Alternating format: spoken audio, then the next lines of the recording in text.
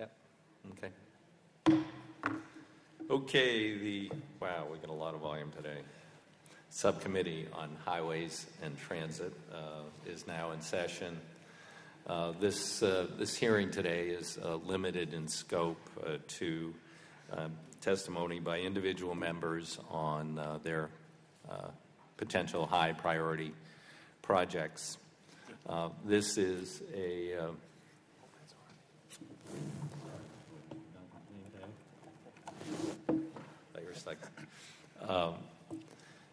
This is a different approach than has been taken historically with high priority projects. First called, when I came to Congress, demonstration projects.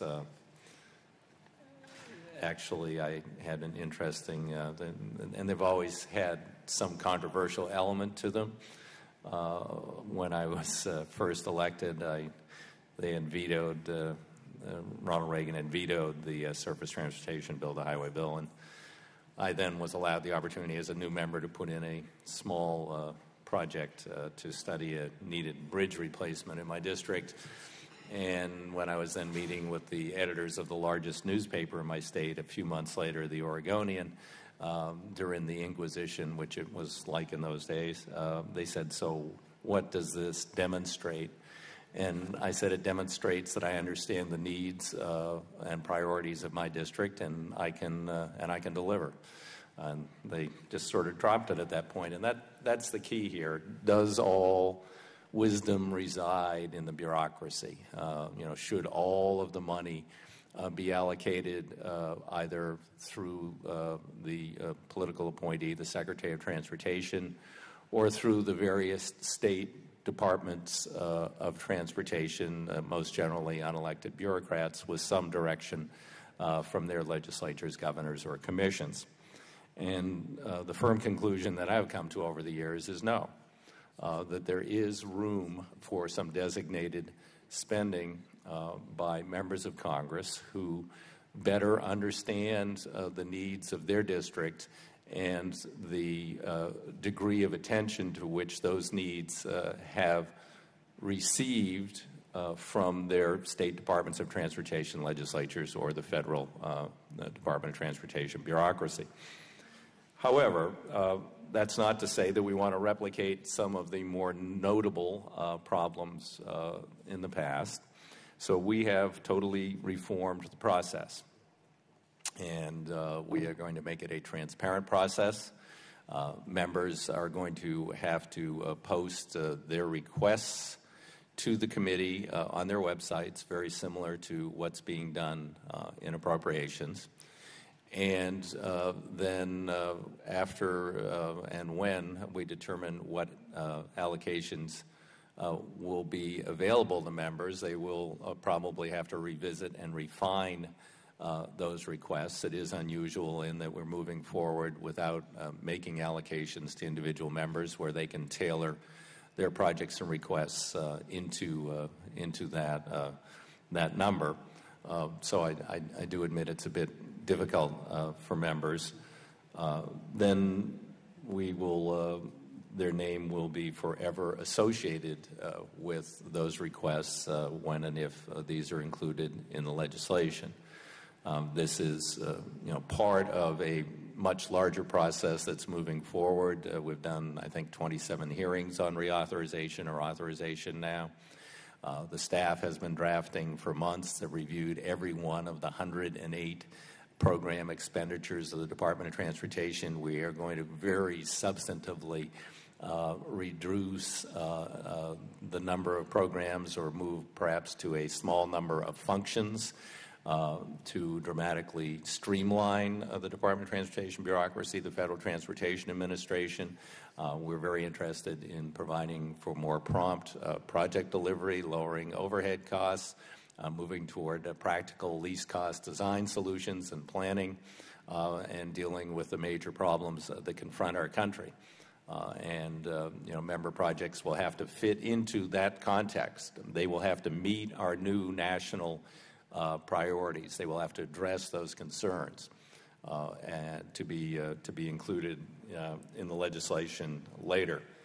This is a process that's ongoing. We have a sense of urgency, as I've stated previously here. If we do not achieve authorization by October 1st for the next federal fiscal year, absent a waiving of all the rules and some significant borrowing or appropriation of new funds, our spending, and the numbers are moving around a bit, but our spending or investment on highways and transit would drop somewhere between 30 and 40% for the next federal fiscal year, which would be a disaster and more than offset any stimulus effect that came from the earlier legislation this year with some transportation spending. So we have a sense of urgency. Last week, Chairman Oberstar and I met with principal Democrats on the Senate side to initiate discussions on principles and moving forward. We are moving forward with drafting and hope to have a bill in the not-too-distant future for public discussion. With that, I would turn to my colleague, Mr. Duncan from Tennessee. Well, thank you very much, Mr. Chairman. And on the last highway bill, we had 3 days of hearings in which members came and presented their different projects, and I see that what you've done this time is scheduled all of these members to be here sort of one at a time, and I guess we'll have to see how that works. But I do want to welcome our former colleague, Mr. Blumenauer, back, who was such a great member of this committee. And the last highway bill was $286 billion, and that's a lot of money. But when you think about that was to cover a 6-year period spread over 50 states, then you see that it really wasn't enough to meet all the needs that we have. And then when you think that last year the Government Accountability Office came out with a report that said the Pentagon had a $295 billion cost overrun on just their 72 largest weapon systems. Now you think about that. That didn't count how much cost overruns in all the thousands of other large, medium, and small contracts that they might have had, and that wasn't the total cost of those 72 contracts. That was the cost overruns on those 72 largest weapon systems, $295 billion. I mean, it's an astounding figure. And of course, now we're working on this new highway bill, and Chairman Oberstar and I think both sides on this committee want to try to avoid the 2-year delay that we had the last time. And so we've already been having, as Chairman DeFazio said, many hearings. And then last week, Chairman Oberstar presided over a couple of closed-door meetings between some of the key people involved. And so hopefully we're going to move on this in the House and do our duty, and then we'll see what the Senate does. But thank you very much for being here. This is very important to this nation. As I've said many times, there is a very legitimate federal or national interest in the work that we do on this subcommittee and in this full committee, because people in Oregon sometimes use the roads in Tennessee and vice versa. People in California use the water systems on occasion in New York, and we all use the airports in the different states and the ports and so forth. So I'm proud to be a member of this committee and this subcommittee, and I look forward to doing one of the best highway bills ever. Thank you very much, Mr. Chairman. Thank you. With that, I'd recognize the chairman of the full committee for some brief remarks. Chairman Oberstar. Thank you very much. I listened to your opening comments, Mr. Chairman, while I was in the ante-room meeting with others, and I think you summed it up very well. I just wanted to take this time to thank you for that succinct analysis of where we are. It's a serious outlook for the future of the Highway Trust Fund, but we're building on the legacy left by all these predecessors represented in the portraits ahead of us. They all worked hard to lay a good foundation. We're going to build on that foundation. We're going to build it together, and we're going to build a good and strong future for transportation in America to move our economy. And the challenges you laid out are exactly the ones we need to address. Today we're going to hear from members, and that's exactly what I'm going to do, is listen and hear what they have to say. Thank you, Mr. Chairman. With that, we turn to our colleague, Earl Blumenauer. He used to be an esteemed member of this important committee before he moved off to other undertakings. Mr. Blumenauer. Thank you. Thank you, Mr. Chairman, Ranking Member Duncan, Chairman Obastar. I would like to think that I am just out now being a one-person subcommittee on resources for this committee, looking forward to making sure you have what you need to do your job right. If the gentleman yelled, an adjunct professor or member of the committee. As you see fit, Mr. Chairman. I do deeply appreciate the hard work that this subcommittee and full committee has done getting a running start on reauthorization. You've had terrific hearings. You've made a strong record of support, not just for reauthorization of the Surface Transportation Act, but literally for a major rewrite of the bill, as has referenced. I strongly urge that you build on that record, establishing for the first time a real purpose in this bill. I'm going to split my testimony, if I could, into two parts.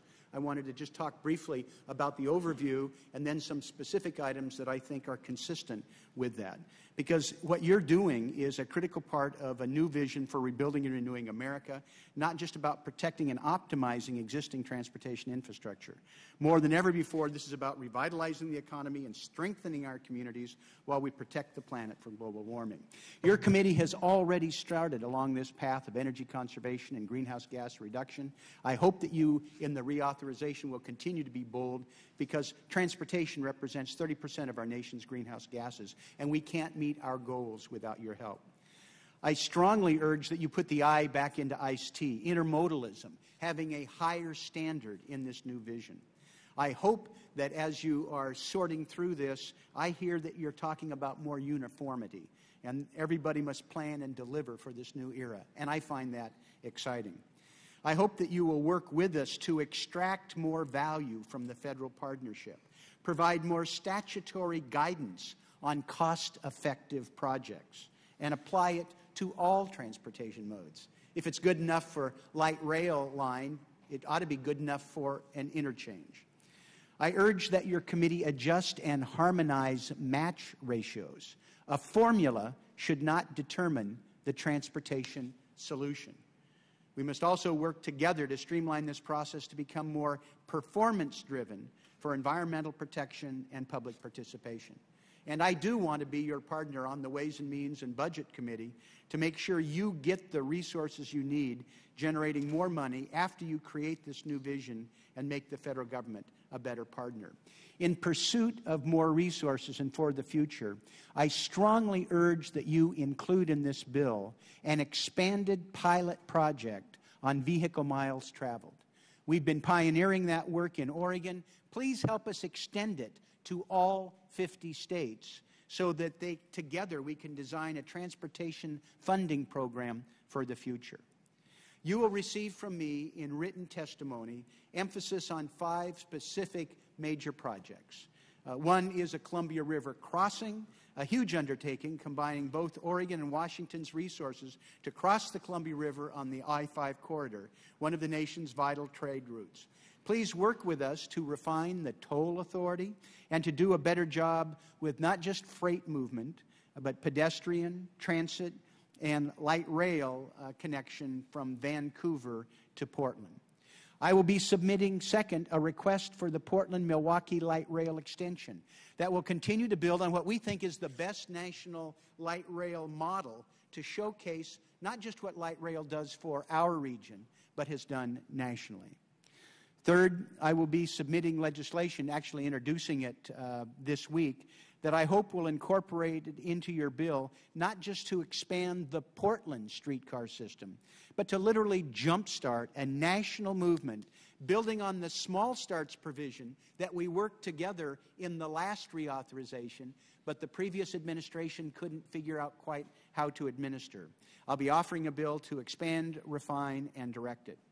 Fourth, I'm confident that under your leadership, Mr. Chairman, the bike and pedestrian programs will enter a whole new era, expanding safe routes to school and other trail and pedestrian programs. And we'll have some modest suggestions for what might happen for the showcase in our region. Finally, you will receive a request for me for some funding on Portland-Selwood Bridge, an example of how one local government struggles to meet massive regional needs and really not have the resources for something that goes beyond its specific jurisdiction. I deeply appreciate the hard work that you've done, the opportunity to share my thoughts. As I say, I will follow up with written testimony about specific projects, but I'm hopeful that we can work together on the resource side, the vision side. You're laying the foundation for one of the most important economic development, environmental, and not beyond just transportation. And look forward to working with you and really appreciate the chance to share some thoughts and observations today. Thank you, Mr. Blumenauer. One very quick question, because we'll try and get caught up and get back on schedule. I didn't quite understand your comments about the match when you're talking about match, not by formula. I hope that as part of what you're doing, there's an opportunity to look at harmonizing match ratios. Right now, oh, I see. Okay. You get. Yeah. No, I mean, no, I understand Yeah. now. Yeah, I just. I'm sorry. I missed that. Yeah, right. Thank you, and we'll look forward to the details on your particular priorities. Obviously, I'm quite familiar with a number of them, being a frequent visitor to the Portland area, and look forward to working with you on those. Thank you very much. Mr. Appreciate Chairman, your courtesy. You have any questions? Or? Thank you, Mr. Chairman. I greatly appreciate Mr. Blumenauer, who's always a font of ideas and new initiatives. We are going to concentrate on cost-effectiveness guidance, and more than that, it's going to be direction for cost-effectiveness. Performance-based, we're going to move from a prescriptive program to a performance-based program. We're going to have more openness, accountability, and visibility, as we're doing in the stimulus program, and the hearing we'll have tomorrow will be the precursor. But I wanted to come to your suggestion of a pilot program for vehicle miles traveled. I've followed the Oregon experience very closely. I participated in a demonstration of a VMT initiative at the Humphrey Transportation Center in the University of Minnesota. Why do we need a pilot program? Why don't we just phase this in? It's going to be done. It's something we have to do. Why not just move it ahead? I think it can be done there are many suggestions it will take 5 or 10 years. I think it can be done in far less than that, maybe 2 years. Mr. Chairman, I think we're further. I agree with you. I think we're further along both with the technology and the understanding that if we don't move to a vehicle mile traveled formula, we're locked into an inevitable downward spiral that's going to make your job and our job on Ways and Means untenable. The reason I suggested expanding the pilot project is we find that as we've been able to get more people involved, they understand and they're more comfortable with it. I think the impediment to a national vehicle miles traveled is less technological than it is in terms of public perception. I sincerely believe that if you would help us with a pilot project that could be undertaken on a voluntary basis in every state in the union, we would be able to increase the public awareness and comfort, and it would hasten the day that we could make the transition. I have been very pleased with what the reaction has been to the pilot project. If you would put this in your reauthorization so we could do it in the next couple years across America, I think we could build the acceptance and awareness and refine it, and we could do it. Under other circumstances, I think that would be a very good, a thoughtful suggestion, but I would prefer to have Mr. DeFazio convene a meeting of all the best think tank minds, not a hearing, but a meeting, engage both the Republican and Democratic sides of the committee, and have a discussion, get all the ideas out on the table, and work on an implementation program. I'm I'm at a point of impatience with more studies. Thank you. Thank you. Any other members have urgent questions? Because we're great. Okay. I hope I'm sorry if I misspoke. I am not talking about a study. I am talking about demonstrating in each state in the union how it works and raising the comfort and answering the questions that people have. Well, pilot is I agree with is in the category of a study, but I think we need an action program. Okay. Thank you. Next, the Honorable Dean Heller.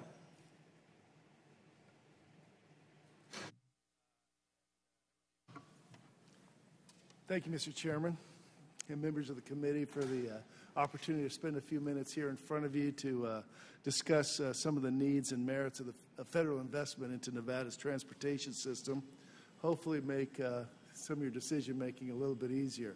I don't know if I will succeed at that, but I'll give it a shot. Today, perhaps more than ever, Nevada depends on a strong transportation system for commerce and mobility to support economic stability and job growth. The state of Nevada, like other states, counties, and communities, is currently facing difficult financial deficits. Funding for transportation projects is needed to accommodate Nevada's rapidly growing population, especially during these tough economic times. Nevada transportation programs are facing a severe funding shortfall crisis. Our state's highway system needs are expected to be $11 billion by 2015. Nevada is currently facing a $3.8 billion shortfall for the 10 largest projects planned for the completion of 2015. Compounding all of this, highway construction costs rose 99.7% nationally, and highway construction inflation has risen nearly 44% in the past few years, far exceeding general inflation. As members of the committee, you may know that Nevada's population exploded from 1950 to 2000, increasing more than 1,200%. Since 1990, Nevada's population grew 133% and nearly 1 million new residents, the fastest rate of growth in the nation. Annual vehicle miles traveled on Nevada roads exploded from 10 billion miles in 1990 to 22 billion in 2006. The number is expected to increase to 35 billion vehicle miles by 2010. Almost every major road leading into and out of both the Reno metropolitan area and the Las Vegas Valley area needs to increase capacity just to keep up with growth, as well as meet the demands of tourists traveling in Nevada. Tourism is the lifeblood of Nevada's economy. 39 million people visit Las Vegas annually, and 53% of them arrive by automobile or bus on U.S. highways. In addition, Interstate 80 and Interstate 15 are among the busiest truck freight corridors in the nation, and that traffic is expected to increase significantly and in the future as the United States increases its overseas trading relationships. Increased trade will mean more ships arriving in western ports with goods that will need to be transported both to and across Nevada and to other states. Interstate 80 is the lifeline for the city of Reno and Sparks, and it also goes through the towns of Fernley, Lovelock, Winnemucca, Battle Mountain, Elko, Wells, and West Wendover on its way through the state. Many of these areas are growing. Maintaining and expanding I-80 infrastructure will alleviate traffic, improve traffic safety, and help small businesses grow in all of these communities. These facts demonstrate that federal funding for surface transportation products is critical to the future of Nevada. The surface transportation legislation that the committee is currently working on could provide the foundation for unprecedented investment in Nevada and throughout the United States. I stand beside Nevada's communities, counties, and the state to provide a top-ranked transportation system that supports Nevada's economy and mobility in a fiscally, socially, and environmentally smart manner. I look forward to working with every member of the committee on measures that will ensure the federal government remains a faithful partner in meeting the demands of Nevada's rapidly growing transportation system. Mr. Chairman, again, thank you for your few moments and minutes to express some of the concerns and, again, some of the virtues necessary to keep Nevada's transportation system solid. Well, I thank the gentleman, and obviously your testimony makes very well makes the case that we're dealing with an integrated national system where demand may not originate with Nevada, but Nevada is dramatically impacted by demand elsewhere. So I appreciate your making that point. Mr. Chairman, thank you. Any other members of the panel? Ms. Duncan? Well, thank you, Mr. Chairman, and thank you, Congressman Heller. I was interested to hear your testimony because I do know of the explosive growth in and around Las Vegas, and I read last year that 2/3 of the counties in the U.S. are losing population, and that really surprises people in my area because I represent the Knoxville area, and it happens to be also one of the fastest growing parts of the United States, and so we've got to take a lot of that into consideration when we do this highway bill. On the other hand, I don't want to see everybody jammed into 30 or 35 megapolises, and so I hope we also do what we can for the rural areas. But I was interested in your 39 million people coming to Las Vegas because I also represent a big portion of the Great Smoky Mountains National Park, and that's by far the most heavily visited national park. We get 3 times what any other national park gets, but that still is only a little over 9 million visitors a year to the Great Smoky Mountains. So that 39 million is a pretty impressive figure to me, so I can understand why you're here before us today. Thank you. Thank you very much for your testimony. Thank you. Thank you, Mr. Chairman. Okay. Any other members of the committee? Mr. Chairman. Mr. Chairman, certainly. Just want to thank our colleague for his astounding numbers. Those are rocking numbers. 39 million a year, 53% by car and bus. Correct. And I've been to the airport at Las Vegas, been in and out of it many times. There seems every organization in the country wants to hold a conference in Las Vegas. I hope it continues to be that way, too. You probably want more than to go to Reno. I'll take it to Las so Vegas. I'm astounded. And your suggestions of investments are well placed, and we just want to remind each of the witnesses today again of the standards the committee has set, that projects have a public hearing, they have a local sign-off, and that you're prepared to assure the 80% non-state, that is 80% federal share of funding for projects, to assure that these projects will be completed in the time frame of the legislation, or at least substantially underway. Sure. We don't want to have, we've had the situation in years past where a member has got a $10 million project need and puts $1 million into it, and then the state says, fine, we're the other 7, we'll put up 2. We've seen that happen over the last 18 years, and we want to avoid that for the future, because then what happens is the project is never undertaken, and money is then rescission bait for the Office of Management and Budget or the Appropriations Committee, instead of that money remaining in the Highway Trust Fund and going to transportation projects. And as a transportation-dependent state, you want to see those dollars well used. And thank you, Mr. Overstar, and I'll keep those criteria in mind as we move forward. Thank you. Thank you. Thank you. If there are no other questions, we'll move on. Thank you.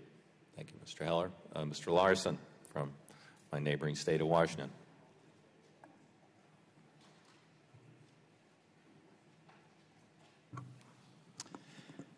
Thank you, Mr. Chairman, for the opportunity to testify before the subcommittee on behalf of the High Priority Project Quest.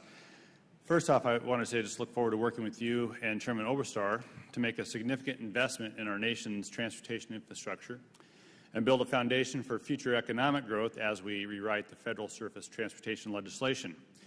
In February, President Obama and Congress took an important first step to modernize our roads, bridges, and transit, to create jobs, and to help our economy recover by passing the Economic Recovery Package. Recovery dollars are already going to work in Washington State and in my district. In fact, just yesterday, the Washington State Department of Transportation announced that they had obligated over 50% of their economic recovery funding 51 days ahead of schedule. That makes Washington State one of about 5 or 6 states to obligate that much money. In Snohomish County, in my district, a project to repave a worn-out section of Interstate 5 has already gone out to bid and is expected to employ approximately 60 workers during construction. In Whatcom County, the Whatcom Transportation Authority will combine economic recovery dollars with a federal appropriation to buy 11 new buses to help replace their aging fleet. Whatcom Transit saw the highest ridership increase in the country last year, so these new buses will help them keep up with skyrocketing ridership. In Washington State, recovery projects are addressing pressing local needs, creating jobs, and coming in ahead of schedule and under budget. Despite these successes, the recovery package only funds a small percentage of the investment our country needs to invest in our aging transportation infrastructure. In Washington State, our Department of Transportation and metropolitan planning organizations selected their recovery projects from a list of hundreds of shovel-ready projects. So, as we write the next surface transportation bill, it's clear that our nation needs a significant investment in our transportation infrastructure to modernize our roads, bridges, and transit, and to create jobs and set the foundation for future economic growth.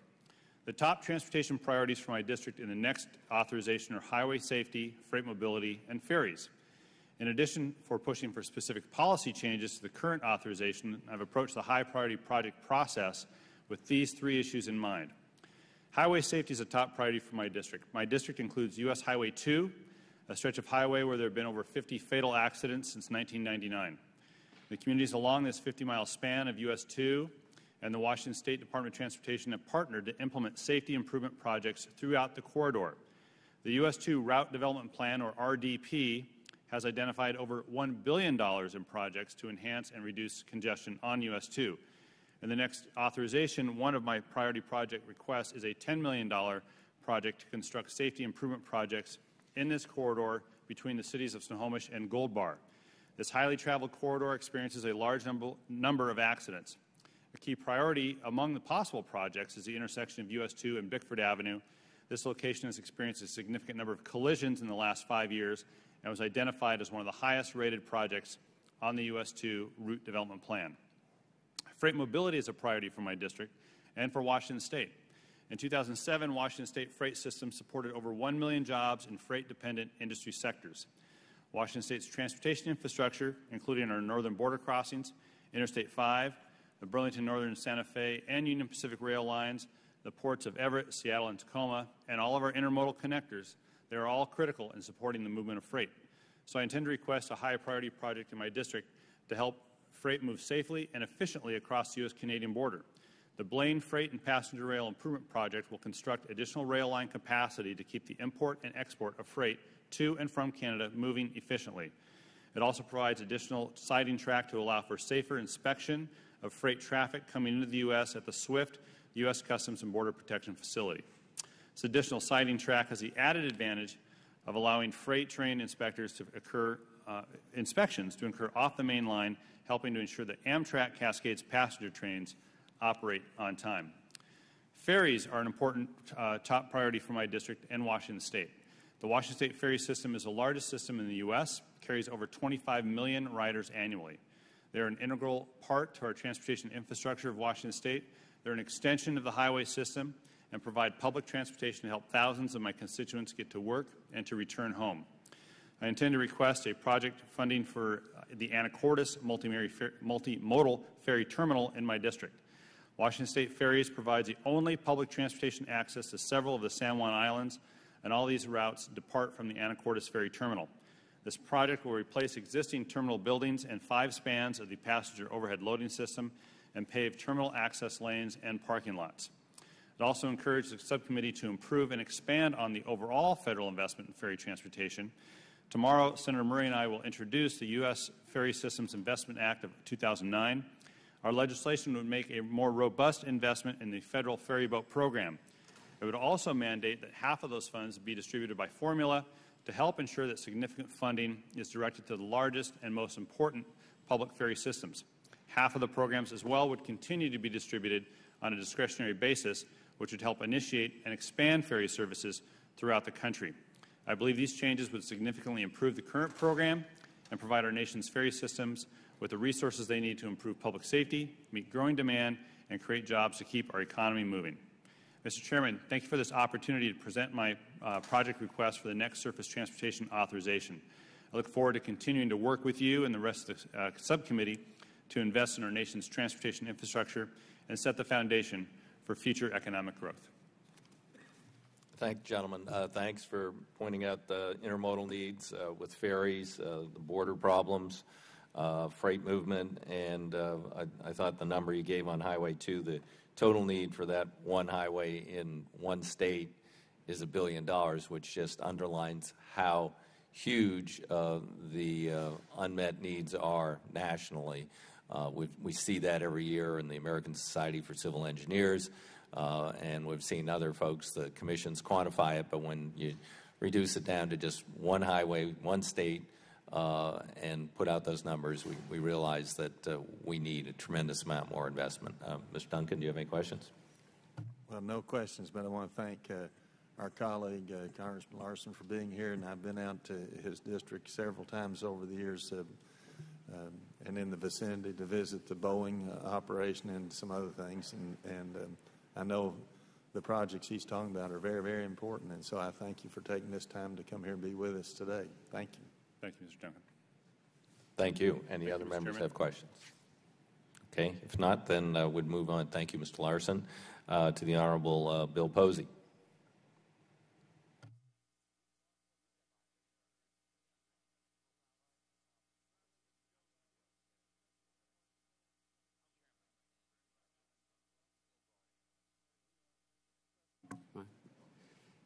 Thank you, Chairman DeFazio and Ranking Member Duncan, for the opportunity to come before you and share with you some of the needs for East Central Florida.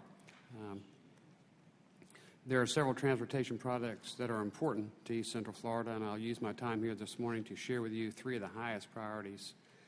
These projects meet the qualifications for the committee, and each is high on the list of the local metropolitan planning organizations. Later this week, I'll be submitting all of the data and support letters that the committee has requested.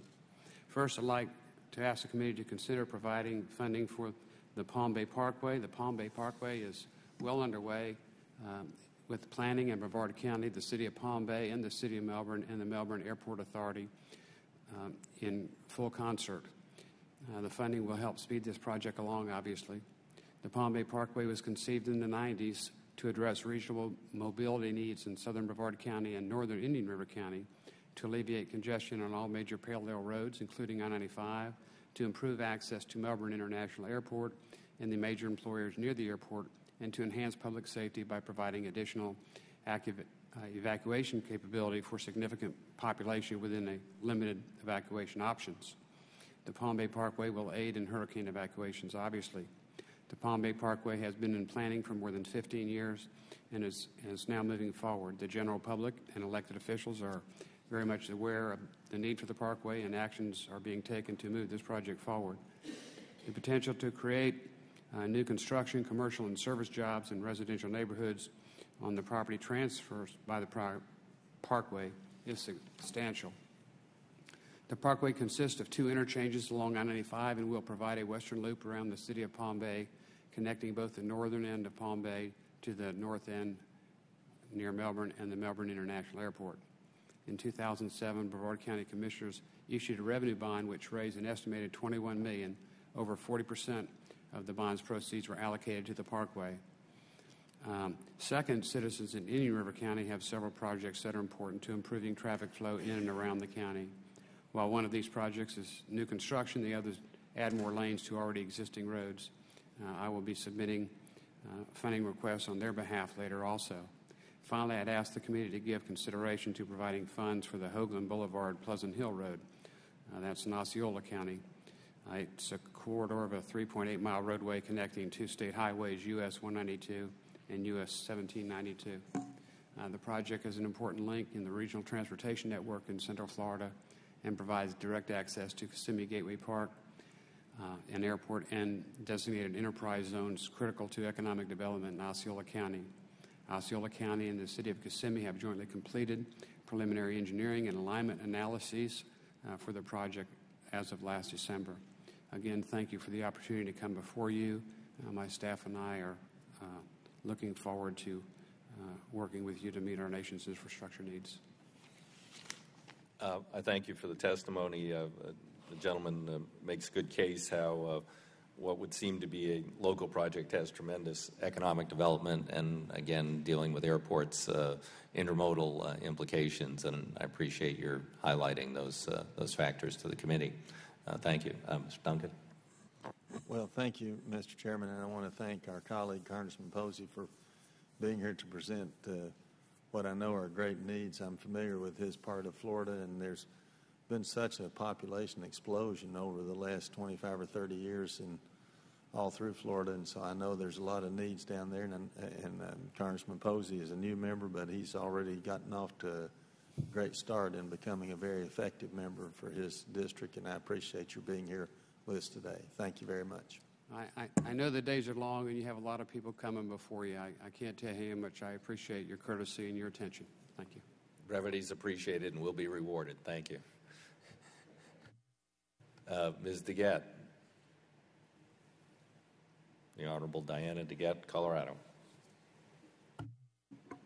Thank you so much, Mr. Chairman, Mr. Duncan, and members of the committee. I thought I would come down today and update you on a couple of exciting transportation developments going on in the Denver metro area. Some of you were in Denver last summer and you saw the historic Union Station development, which is a multimodal development, and it's very exciting because it's in the core of my district, in the core of Denver. It's a historic train station that is being rethought to be the transportation hub, not just for rail, but also for light rail, for a hard rail system out to the airport, and many, many other projects. This is a personal favorite of Chairman Oberstar's, I know, and I'm excited about it because it really helps cement Denver as a national model to how to complete major transportation projects. The second thing I'd like to talk about this morning is the expansion of light rail throughout the Metro Denver area in a project known as Fast Tracks. And Mr. Chairman, all of these projects have been on time, under budget, and maybe most importantly, they've had the full support of all of the voters in the regional area, which has helped us tremendously in building out this entire project. With respect to Union Station, Union Station is going to be the core of Denver's Fast Tracks program. It's going to connect downtown Denver by light rail and commuter rail to the suburbs in all four directions.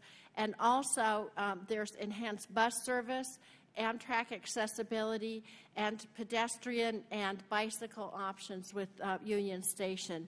In the last transportation reauthorization, the committee wisely named Union Station as a project of regional and national significance.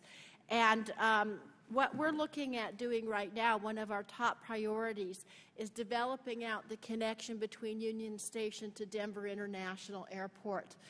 Those of you who have flown into DIA know that the airport is some distance away from the city center, and so having a viable public transportation option will really be helpful. Turning to the Fast Tracks program, that program is 6 light rail and commuter rail lines. It was approved by the voters. It's one of the top priorities of the business community. And it's really a good example of what a lot of western cities, not just Denver, but Portland and other cities are doing as well, because it's moving into all of the suburbs which are developing, albeit at a smaller pace with the economy. And so the Fast Tracks build out that we still need to do is going to include 18 miles of bus rapid transit, 21,000 new parking spaces. It's going to serve 91% of the households in the metro areas. We do have a couple of problems with the Fast Tracks funding that I think are probably shared by every single light rail program in the country. Soaring commodity prices last year sent the cost through the roof. And that was a real problem for the RTD and Regional Transportation District in meeting its budget. Oil, concrete, steel, and copper reached record level prices. RTD underwent cost containment measures, including design changes in some areas and some innovative public-private partnerships in other areas. But what basically has happened because of the increase in commodity prices last year, it slowed the build-out of the project. One of the effects of the economic downturn is those commodities are also going down, so that may help them in the future. So in closing, I would just want to thank the committee for its great commitment to these projects over the years and urge you to consider continuing with these two projects in the days ahead. Thank you, Mr. Chairman. I thank the gentlelady for her testimony. As she points out, the federal government has been partnering with your community in achieving some tremendous success in intermodality transit and this airport connections. Very exciting, and I look forward to the day when we might experience that.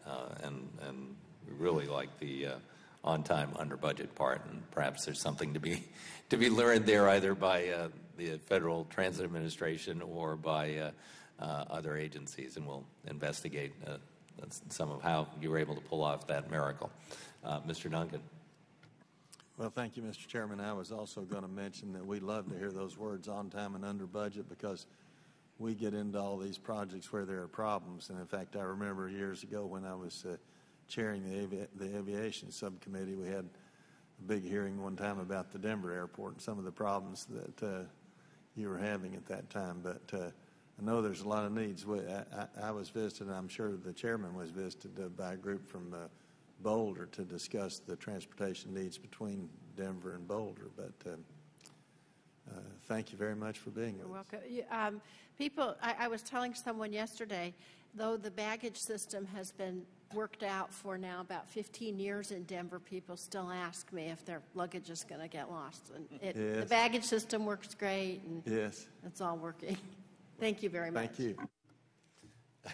Anybody else have any questions? Yes. If I could, really quickly, you were talking about the intermodal system that you're doing out there, and I haven't had an opportunity to be there in several years. But is part of that a high-speed bus with a dedicated bus lane, or is there anything with the bus system out there that you're improving as well as this? A high-speed bus is not a part of that particular program, although as part of the whole build-out of Fast Tracks, we have dedicated HOV lanes, and of course buses use those lanes as well.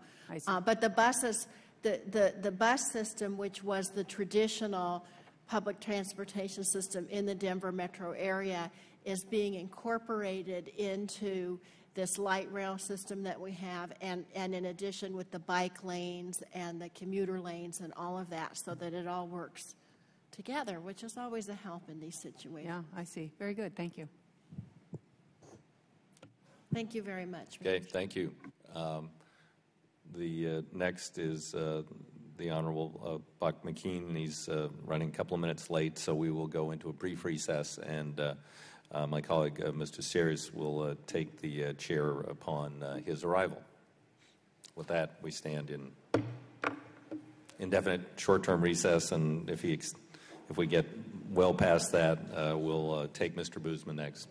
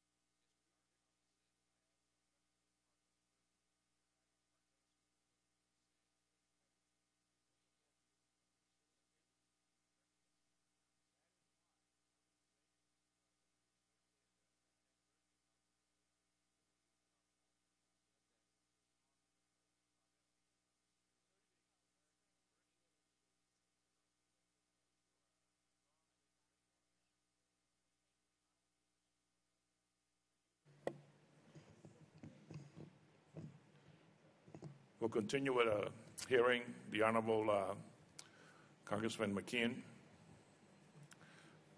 Anytime you're ready.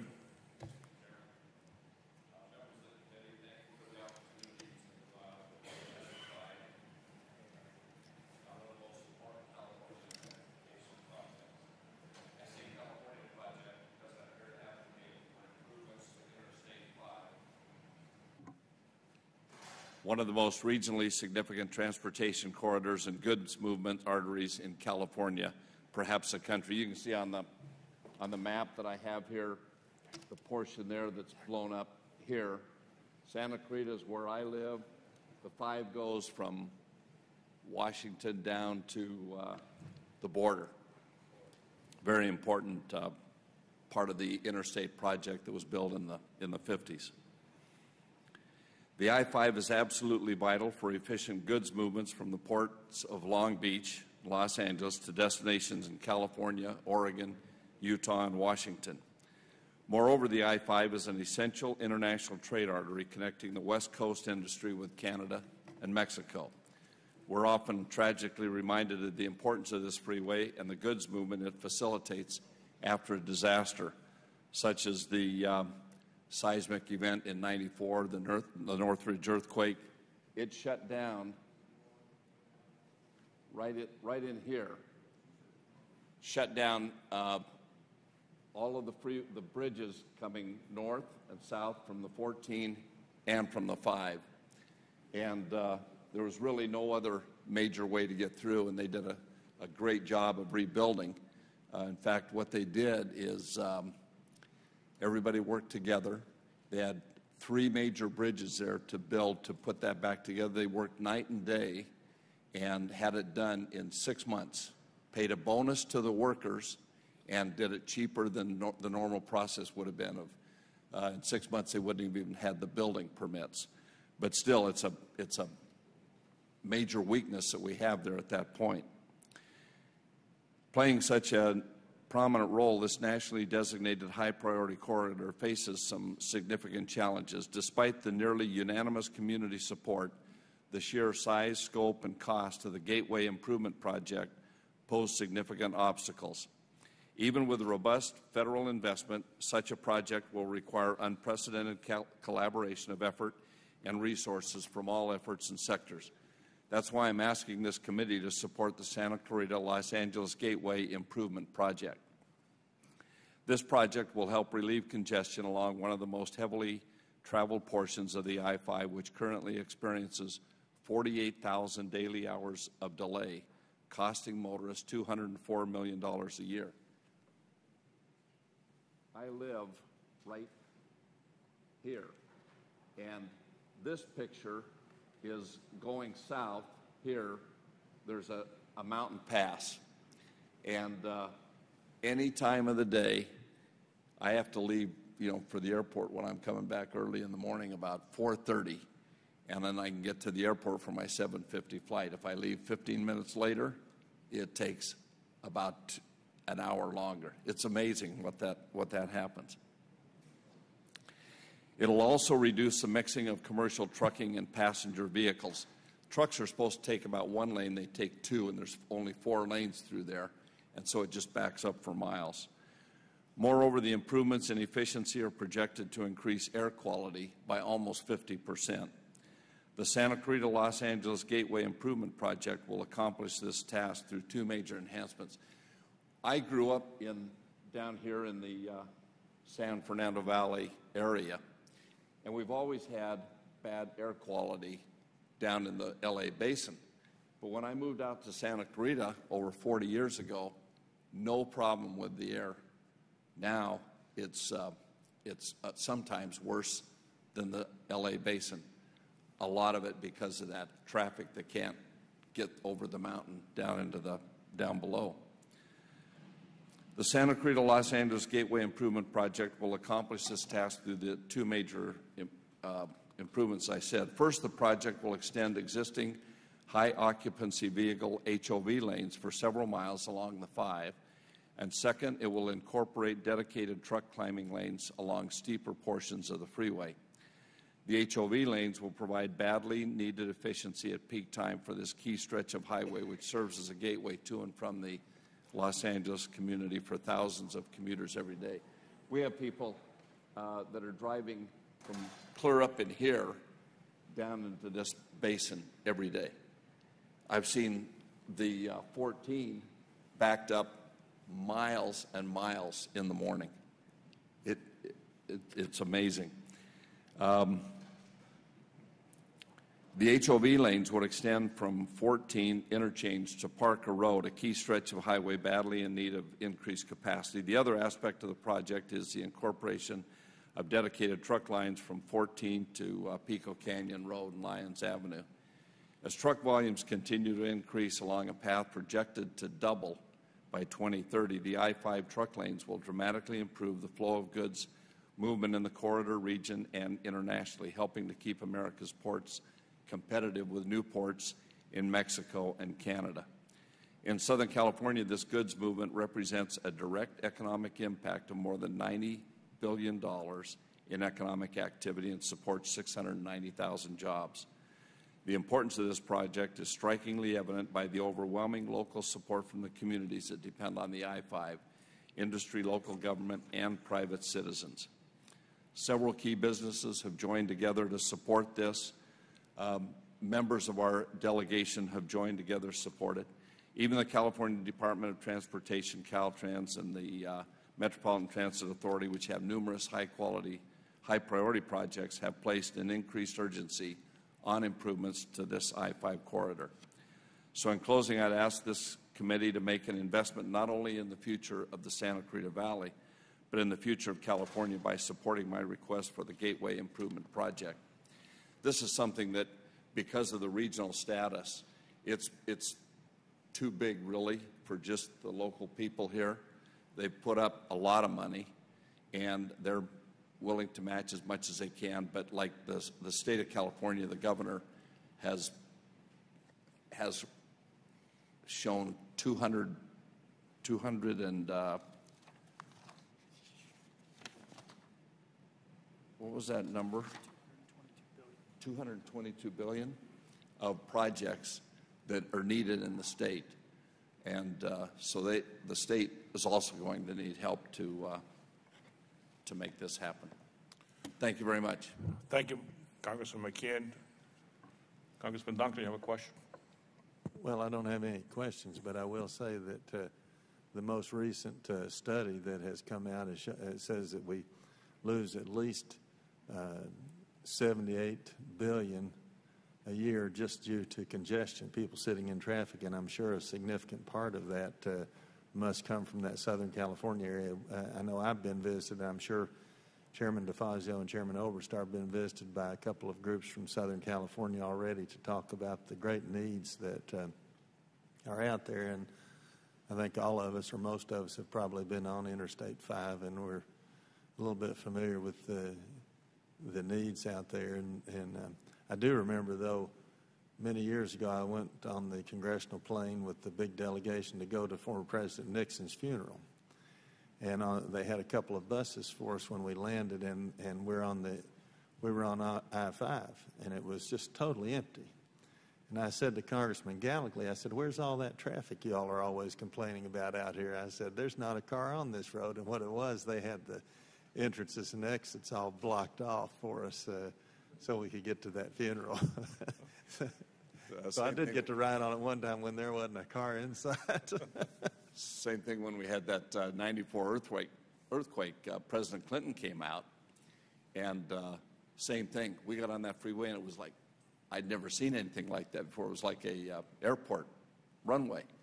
But that's a very rare occurrence, and we were making a lot of people mad that were sitting on those on the side streets that wanted to get on those freeways. But you did mention one other important thing, though, that we need to consider in this bill, and that is it seems that when we give incentive bonus type contracts out, that work is done much more quickly, and everybody's happier.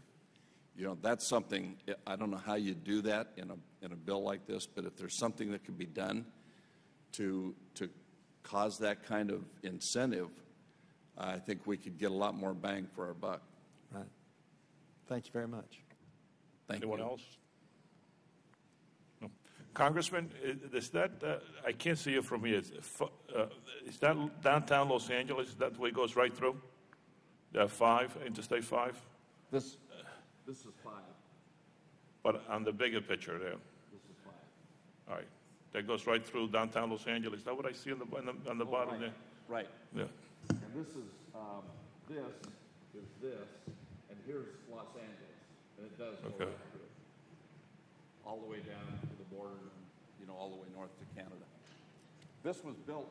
Remember, part of the construction, the freeway system when Eisenhower was president and did the interstate transit. It was built for defense purposes, so that we could get people from one part of the country to another quickly. As a result of Eisenhower, after World War I, was sent, you all know, I'm sure, the story. He was sent with others to go across the country. In those days, they had mules, and they had very inadequate equipment, and he said it took them months to get across the country. Some days they maybe could only go a mile or so a day. And he remembered that.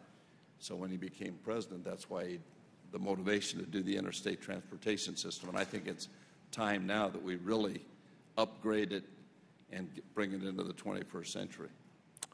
Thank you, Congressman. Thank you.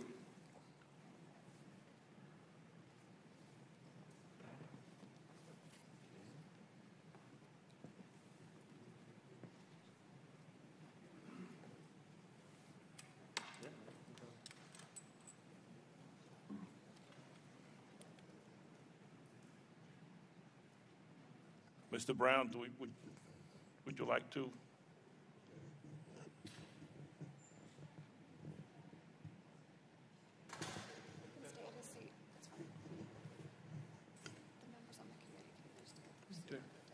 Well, thank you, Mr. Chairman, and I know this has kind of come at short notice, but I appreciate the opportunity to serve on this committee. This has been my 9th year, and back in the last reauthorization bill, TLU, we were able to get an interstate system into South Carolina designated as a high priority, and we were able to get some funding at that time to get the design and the right-of-way and some of the environmental impact statements and these preliminary things out of the way. As we look at this reauthorization bill, I would hope that we would become a little bit more innovative in our process. I know that we really haven't looked at the overall highway system, and I know Buck alluded to it earlier, since Eisenhower back in the 1950s. And so I think we need to go back and revisit some of the corridors that were missed back in the 1950s and go back and readdress those. I know we all talk about the lost hours and lost energy and delay time on our road systems. In fact, I heard somebody today said something like 50 tankers a year of fuel is consumed just in delay on the highways. I'd like to talk just a little bit about I-73. It comes it starts up in Michigan. It comes down through the other states into South Carolina. It comes into Myrtle Beach. Myrtle Beach is a destination of choice for around 14 million tourists a year, and it doesn't have anything but secondary roads. And so we're looking for some relief for that congestion coming into that region. The total project cost would be about $2 billion for the federal share, and we would like to certainly hope that this project would be one of the projects that would be looked at as we revisit the interstate system. I would hope that this committee would take a longer look at not only just I-73 in South Carolina, but the other corridors that needs to be addressed as the population shifts from the northeast down to the southeast and also to the Midwest. So my petition would be to take another look at I-73 and try to get some additional funding to complete this system, plus other corridors that's necessary throughout the nation. Another thing I'd like to see us do is to make it more, I guess, easier to build highways. I know that we built the Cup River Bridge, which we named for Arthur Avenel, under design build method, and it came in under budget and also under time. So I would hope that somehow we could incorporate some language in this reauthorization bill to allow for other types of construction rather than just a normal process which we go through as we build our highways. So I think the design build method certainly would be something that I'd like to see us implement.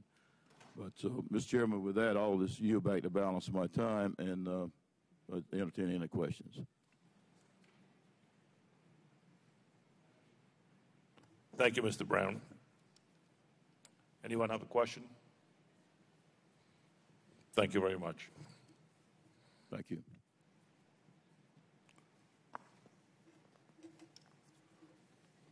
Mr. Borsman, welcome. Thank you, Mr. Chairman, for allowing me to have the opportunity to testify today. I've been on the Transportation Committee since I arrived in Congress, and it really has been an honor to serve with all of you. I'm here talking about the I-49 highway. This highway, once complete, would run from New Orleans to Kansas City, up through all the way to Canada, and would provide a route all the way from the Canadian border down to the port of New Orleans. We have Vanna and her assistant here to help us. But as you can see, most of our interstate system is built east and west. There's very few north-south corridors.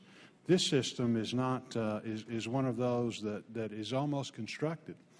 Major portions of the route are already constructed in Louisiana from Lafayette to Shreveport, as well as other sections of Arkansas and Missouri. But with the completion of the Missouri portion, which is a small stretch here, we will have interstate all the way from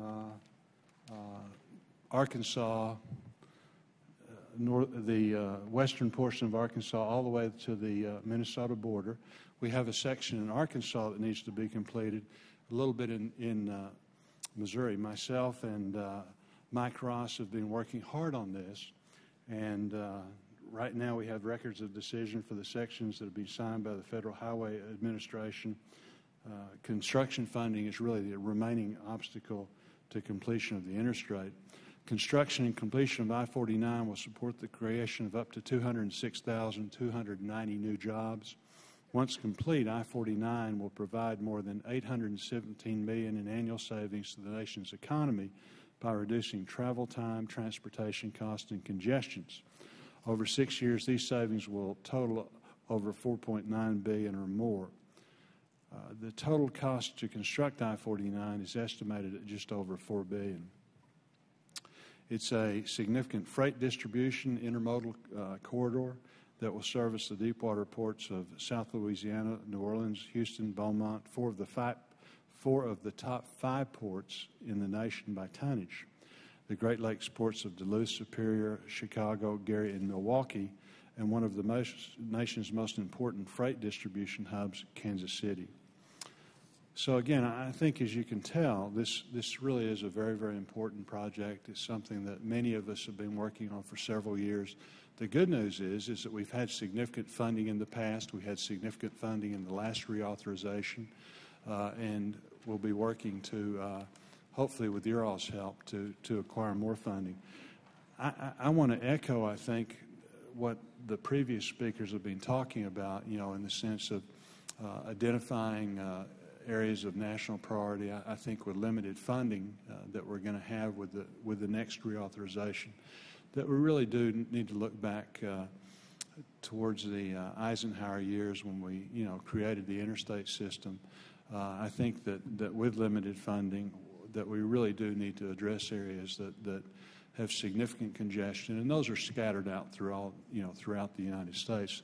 Use the funding that we have to the most advantageous way that we can, And so I would ask that the committee look at this very, very hard and would ask for support from the committee as we go forward with reauthorization.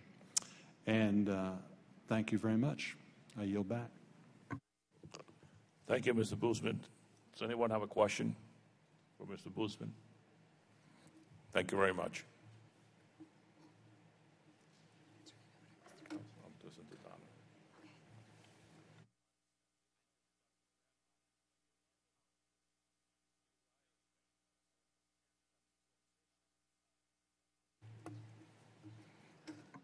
Welcome, Ms. Edwards.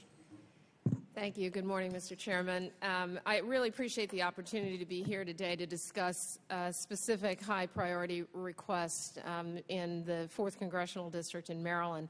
I'm a member of the Transportation and Infrastructure Committee, a new one, and this subcommittee, and I think it's important for me to be on the record to discuss a couple of projects in my district, and you will notice that they are related because I believe in a systems approach to developing transportation so that it works for an entire corridor. And so these represent only a few of the projects, obviously, that are a priority in our state and our district, but it would be of great importance to this committee as we're thinking about how we develop the infrastructure in a systemic way. I began to be a champion about 10 years ago for rail over the Wilson Bridge to improve the I-95 corridor, moving commercial traffic as well as commuter traffic in this district. This committee put a lot of money into rebuilding the nation's only federal bridge, and it's designed for rail, but rail is not there. And so it's the final piece of the puzzle for the Wilson Bridge. And it serves Maryland, D.C., and Virginia, but the entire I-95 corridor from Maine down to Florida and beyond. In fact, I think right now we also have business, for example, at the Pentagon and Andrews Air Force Base, and if one wanted to get from the Pentagon to Andrews Air Force Base, public transportation is definitely not the way to do it because you could spend hours bus to bus to bus to metro. And so rail across the Wilson Bridge would actually connect the Pentagon, the National Airport, and important development corridors in addition to Andrews Air Force Base. And so you can see, Mr. Chairman, how that would be an important project for us, really improving the capacity and the mobility along the I-95 corridor. The first step to getting rail over the bridge is to analyze the transit options for the bridge, and the analysis will only cost $1 million and will help get us one step closer to rail over the bridge. The Capital Beltway Southside Mobility Study, published in February 2009, confirmed that a demand exists for alternative options for the bridge, including transit. A furthering of this study would help us get further down the field. I believe, as you can hear, that it's really important for us to invest in rail as a component of our nation's infrastructure. And so I assume that many of us have been reading the Washington Post, our paper of jurisdiction here, about the Purple Line, a proposed 16-mile light rail or bus rapid transit line in the state of Maryland along the suburban Washington, D.C., and extending from Bethesda to New Carrollton in Prince George's County. This is important because it says to us, oh, we're going to build around and connect communities by rail instead of continuing these sort of spokes of road traffic, taking congestion off of our roadways, improving our environment. And so I believe that we have to make a significant investment in rail, in the Purple Line. We're already well down the track with environmental analyses and impact statements, and the Maryland Transportation Department is preparing a recommendation for a local alternative for the alignment. And so everybody's on the same page about the direction we need to go with this project, and authorization of it will have a really tremendous impact in my district. And then, as well, we support reauthorizing BRAC-related improvements that are important in that Andrews Air Force Base corridor that I spoke of, and connecting the employees of Andrews as well as all of the communities and the businesses that are served at this important facility, and improving the economic development prospects as well, because I believe that transportation should be a hub for economic development, as it would for the BRAC-related improvements. And so the roads leading up there are not quite complete yet, and it's important to get that on the table. And lastly, the Corridor Cities Transit project.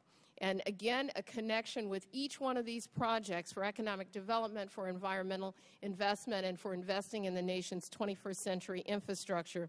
A 13.5-mile light rail or bus rapid transit line, again, Montgomery County down through Rockville in our county, connecting through with our development along the Purple Line and rail on the Wilson Bridge. And so we envision a fully invested and robust transportation corridor in the Washington metropolitan area that serves so many of our federal buildings and facilities and federal infrastructure.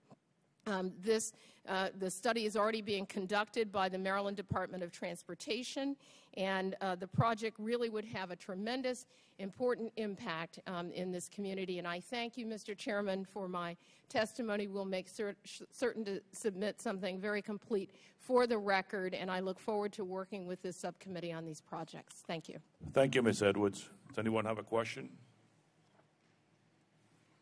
Thank you very much.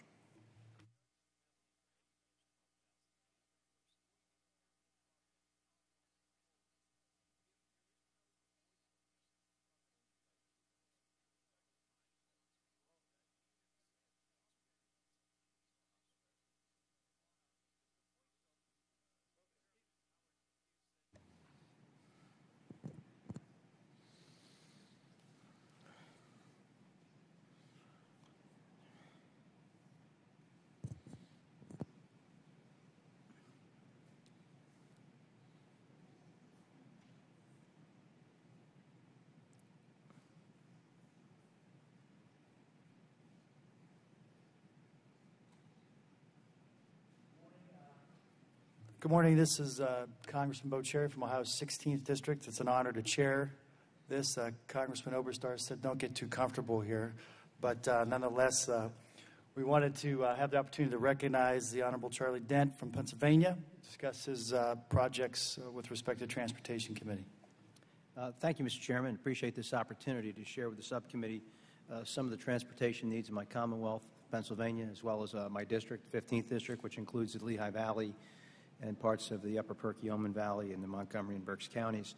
A few things I wanted to say. I've organized my projects in a way that deal with our high priority projects, bridge projects, safety projects, transit, as well as some other projects and long-range initiatives. First thing, Pennsylvania is a state where we have a large number of structurally deficient bridges, perhaps more than nearly any other state. There may be one or two with as many or more, but we're near the top of the list. And bridges has been a long-standing issue for us, and we're feeling a great deal of pressure to make some very significant improvements in that regard.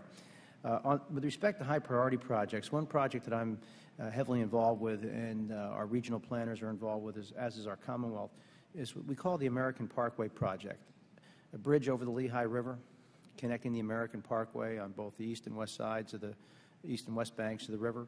This would connect Route 22, a major artery in my congressional district, with Center City, downtown Allentown, giving us a north-south connector that we very desperately need. We have strong east-west connectors, but we are in need of a very strong north-south connector in the city of Allentown to open it up for more economic activity, more economic development initiatives, and this would be a very significant project for our area.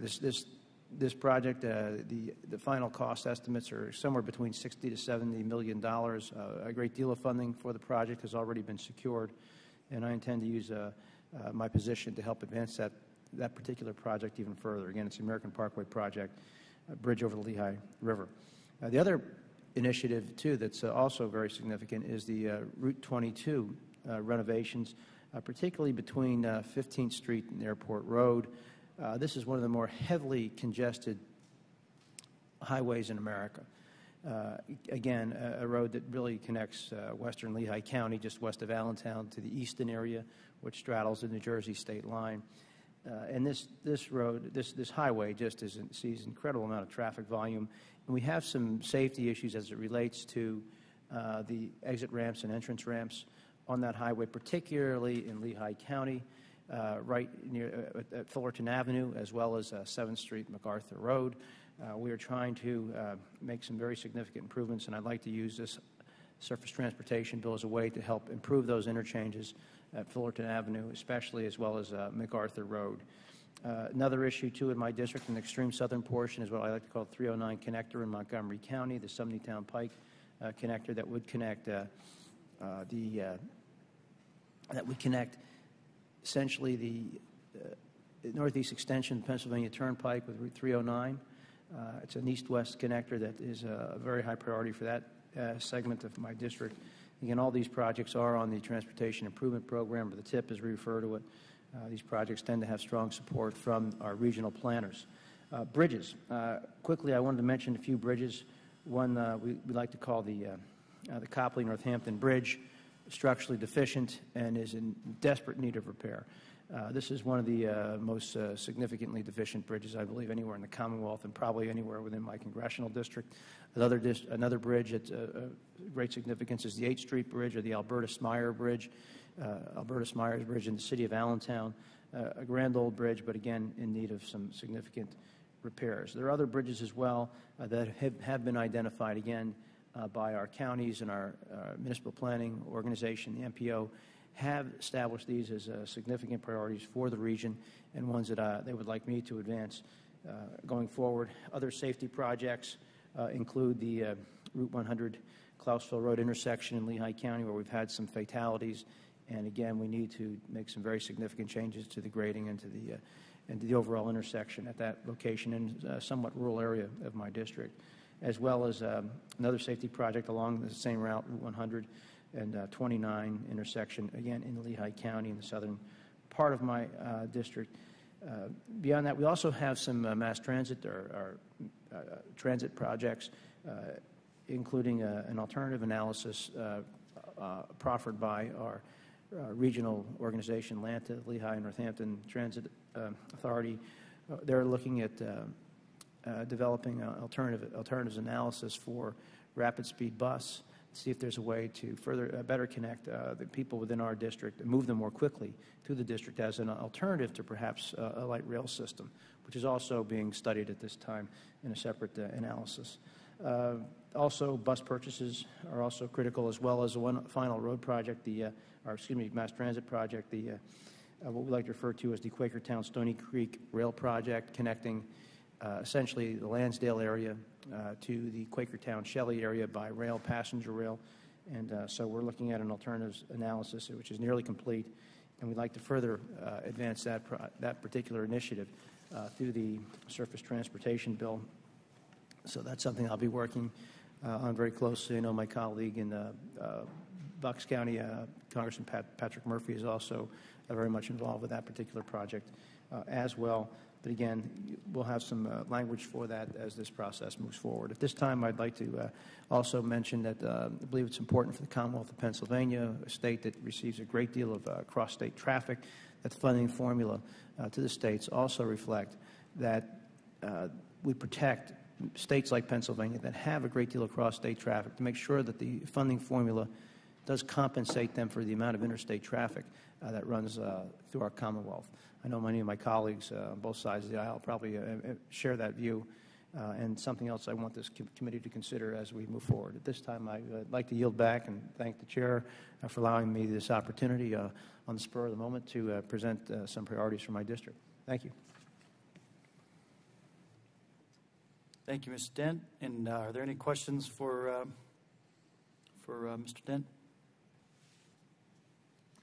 Mr. Chairman, I don't have any questions, but I do want to say I'm sorry that I missed our colleague Mr. Bozeman's testimony. I was in the anteroom there, and I heard most of it over the television. But I also I know that he and our colleague Charles Dent have both been outstanding members of this committee, and we are going to make sure that when we work on this highway bill, Chairman DeFazio and Chairman Oberstar, Mr. Mike, and I have agreed we're going to really try and take care of the members of this committee, because all of the people on this committee have very important needs in their districts, and that's one of the reasons why people do serve on this committee, is to try to do some things for their districts, and this committee usually is filled with people who are workhorses rather than show horses, and want to try to do good things for their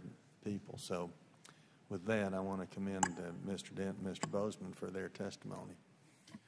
Thank you, Mr. Duncan. Truly, these are not red or blue projects. These are about American projects and making our country stronger. So we certainly want to work across that. And I'll say, too, about Ms. Edwards, I should have mentioned her, too, because I did catch the last of her testimony, but she's become a very active member of this committee in a very short time, and I wish I could have gone on that trip with you that you were on here this last time. I heard some good things about that, but we need to get you involved in some of these trips we take around the U.S. also, because we go visit a lot of these projects, and that's a good thing to do too. Thank you. No question, she is a superstar. The chair right now is going to recognize the Honorable Chris Carney from Pennsylvania. Thank you, Mr. Chair, and thank you, Mr. Duncan. I was very heartened to hear your words just a moment ago. You'll take care of the members of this committee. That's great to hear.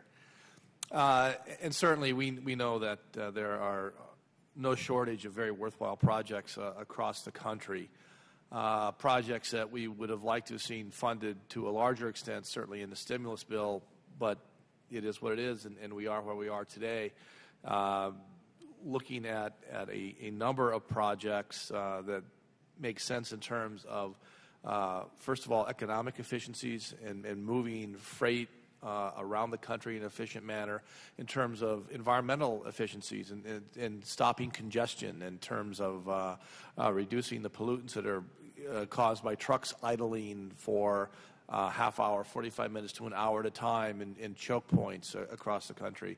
Certainly, one project in my district qualifies in this score, and that is the Central Susquehanna Valley Thruway, which actually is a project that has been on the books for almost 40 years. The Thruway was designed and put on the books because the regional planners saw the choke point in the Northumberland, Snyder, and Union County area of Pennsylvania that I represent. And unfortunately, their foresight has come to pass, that we now have a very significant choke point in this part of the district, but also it's basically part of the interior of the eastern seaboard. That really, this choke point affects the transportation of commerce throughout the eastern seaboard, basically from New England down into clear into Dixie. And the fact is that hours and hours are lost here in terms of transit and this choke point. Lives, unfortunately, are lost as well. Trucks do idle for an hour sometimes trying to cross a two-lane bridge that pour tons and tons of pollutants weekly, not annually, but weekly into the atmosphere. So the project that I really want to point to today, I mean, there's certainly many, but the Susquehanna Valley Thruway, Central Susquehanna Valley Thruway is one that I really want to stress. In fact, last year, in 2007, actually, Chairman Oberstar came to the district to view this project, and he actually got stuck in the traffic jam. He thought there was an accident or something, but truth be known, it's just the normal traffic flow there. And he is familiar with this road since he traveled it many times himself as a younger man. But the point is that it's projects like this one that not only provide sort of the regional economic stimulus that is necessary, but also free up the freight to move along the eastern seaboard. In addition to that, I represent an enormous rural district. My district is about 1,100 square miles larger than Connecticut. It's not shaped like Connecticut, unfortunately, but it's quite large. And we have a number of rural highways that also have been neglected for about a decade that really need whatever help we can provide them, and I intend to do that from my chair on this committee. Finally, I want to mention just briefly a rail project that is also necessary to help relieve congestion on our highways, and this is the Lackawanna Cutoff that would run from eastern Pennsylvania, roughly the Scranton, Wilkes-Barre area, across through Pike counties into New Jersey. This rail cutoff would actually, if it was put into place, relieve much of the commuter traffic from eastern Pennsylvania going daily into New York City.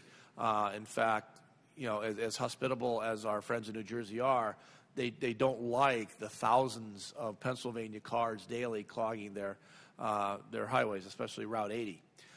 What they would like to see, and certainly we would like to see in conjunction, is the Lackawanna Cutoff, which would be a portion of this new rail system that would actually take commuters into New York City daily and bring them back daily and relieve an enormous amount of congestion. We have to think about these projects in terms of what they mean together.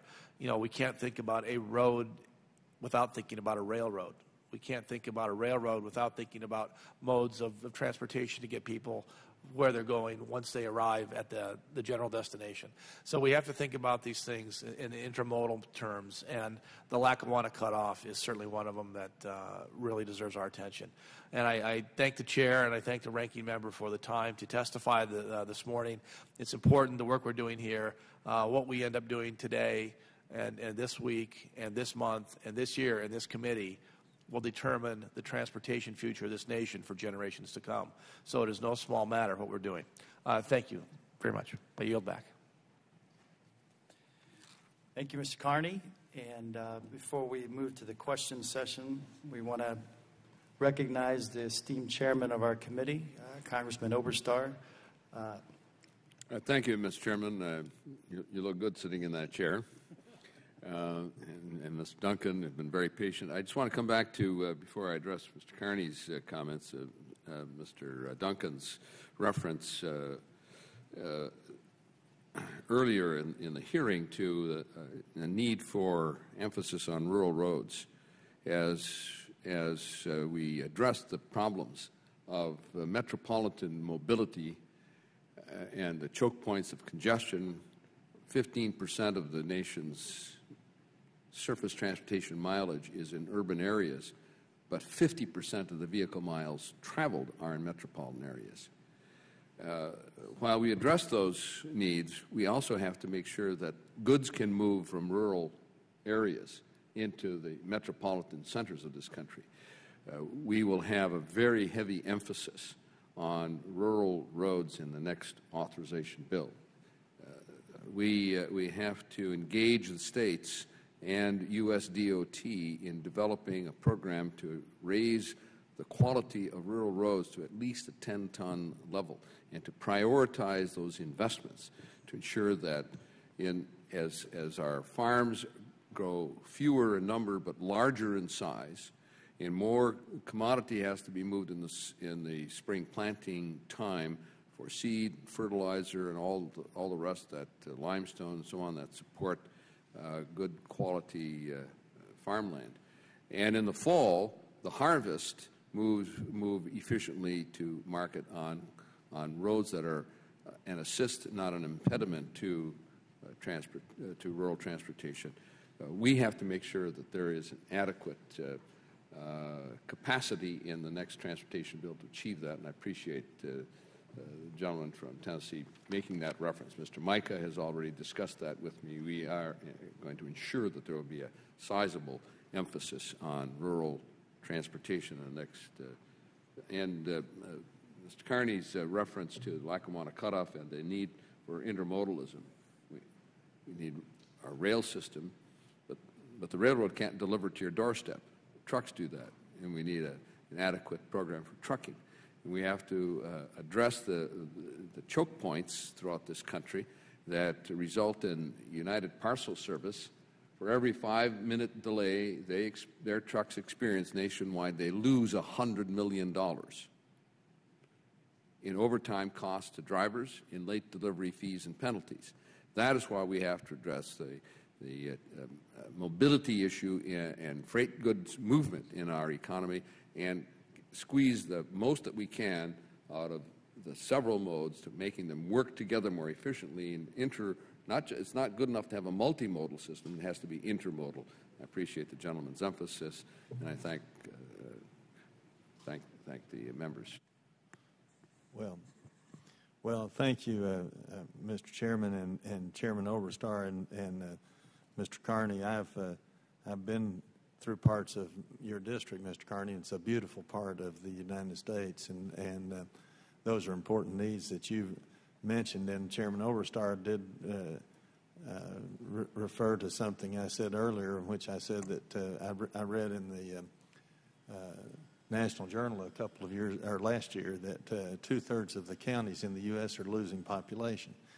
But I always learn from Chairman Oberstar, and he mentioned in a meeting the other day that the Texas, the latest study by the Texas Transportation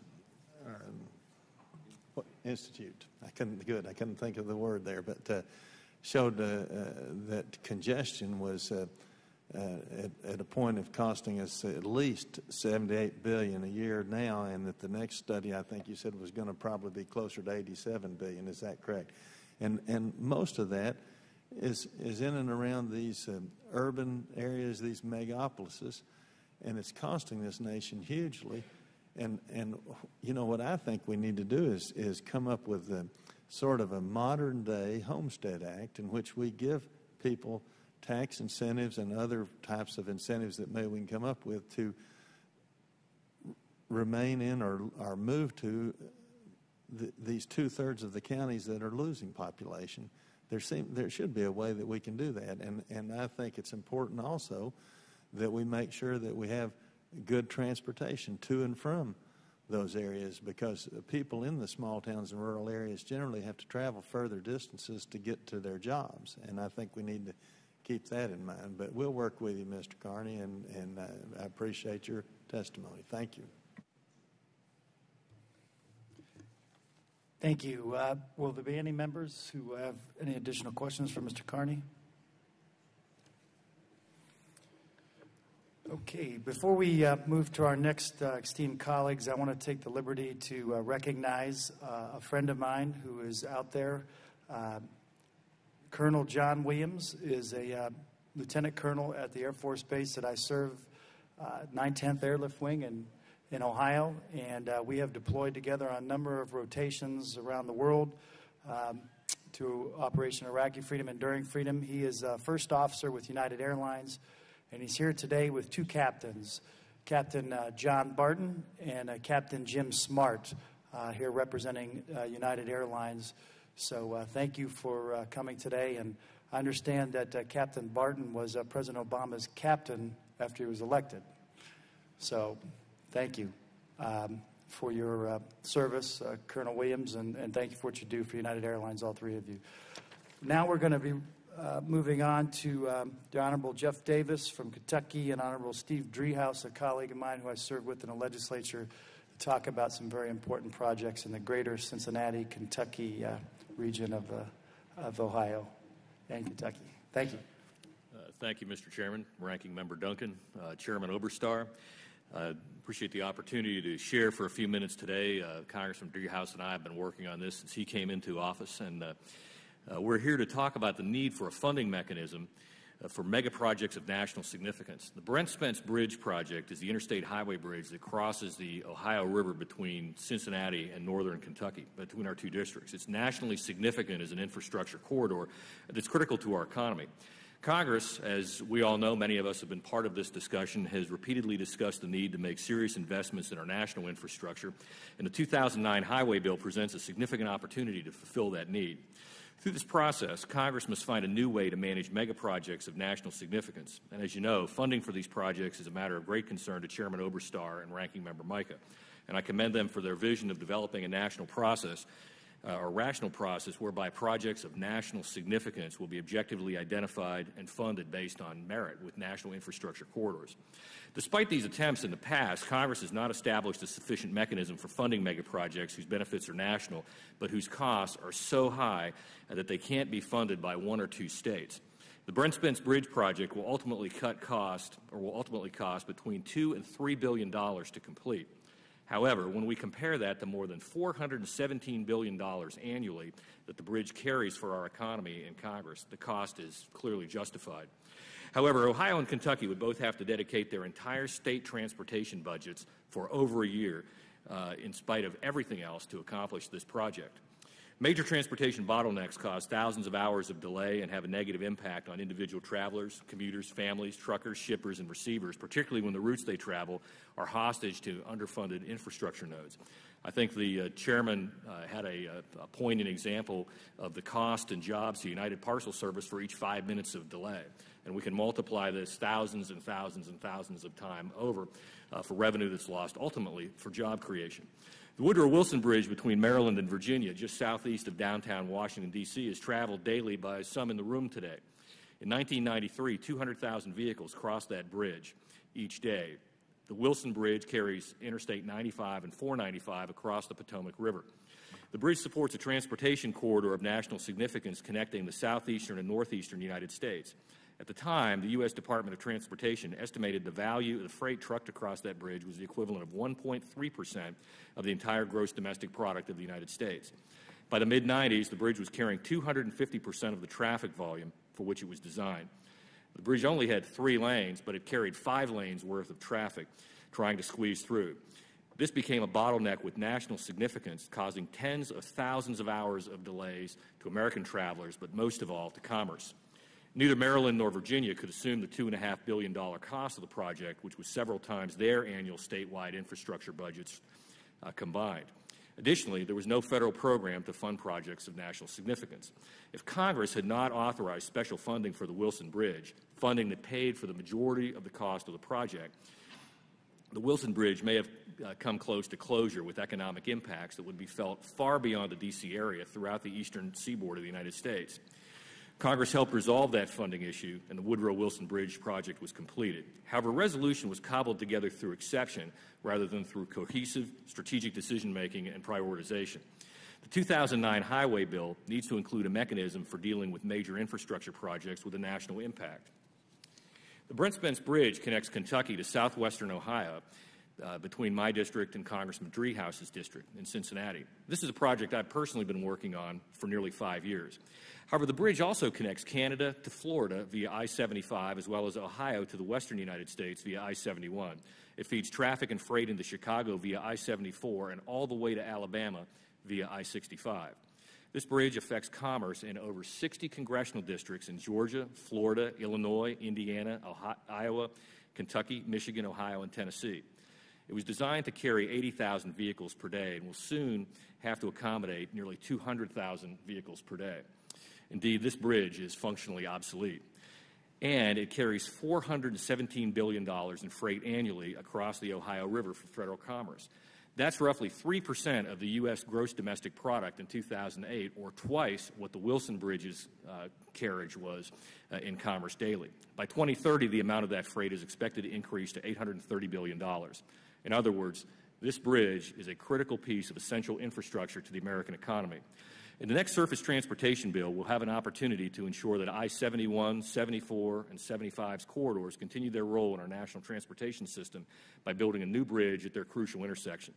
The achievement of this goal would support or create 83,000 jobs permanently and save businesses and motorists approximately $784 million annually. The Brent Spence Bridge is but one example of a transportation mega project that's critical to the American economy.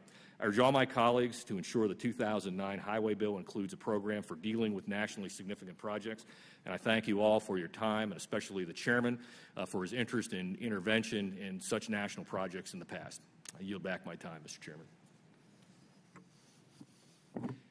Thank you, Mr. Chairman, and thank you, Representative Duncan, Ranking Member Duncan, and the Chairman of the Transportation and Infrastructure Committee, Chairman Oberstar, for allowing us to testify before you today.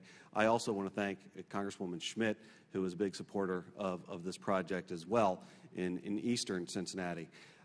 This project, and I'm not going to go over the numbers that Congressman Davis just went over, but when we talk about projects of regional and national significance, I don't know that we have a better example of that than the Brent Spence Bridge.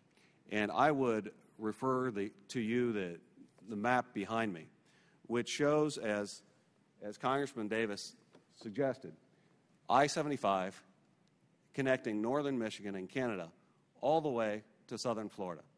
But at the Brent Spence Bridge, at the Ohio River, you have I-75 coming together with I-71 and I-74 all at the same time. 3 major interstate highways crossing one of the largest rivers in the country on one of the busiest bridges that we have in the country. And as Congressman Davis has already outlined, the cost of replacing this span would exceed the total appropriation for both Ohio and Kentucky in highway funds on an annual basis. Now, we've already put in the federal government almost $59 million in the Safety Lieu bill into projects associated with the Brent Spence Bridge. And we have made tremendous progress due to the leadership of Congressman Davis and others, our senators on both sides of the river, on both sides of the aisle. And we are now to the point where the folks in Cincinnati, the folks in northern Kentucky, are ready to come together on a single proposal to erect a parallel bridge that would separate the traffic of I-75 and I-71 to accommodate the tremendous amount of commerce that is currently going across the Ohio River.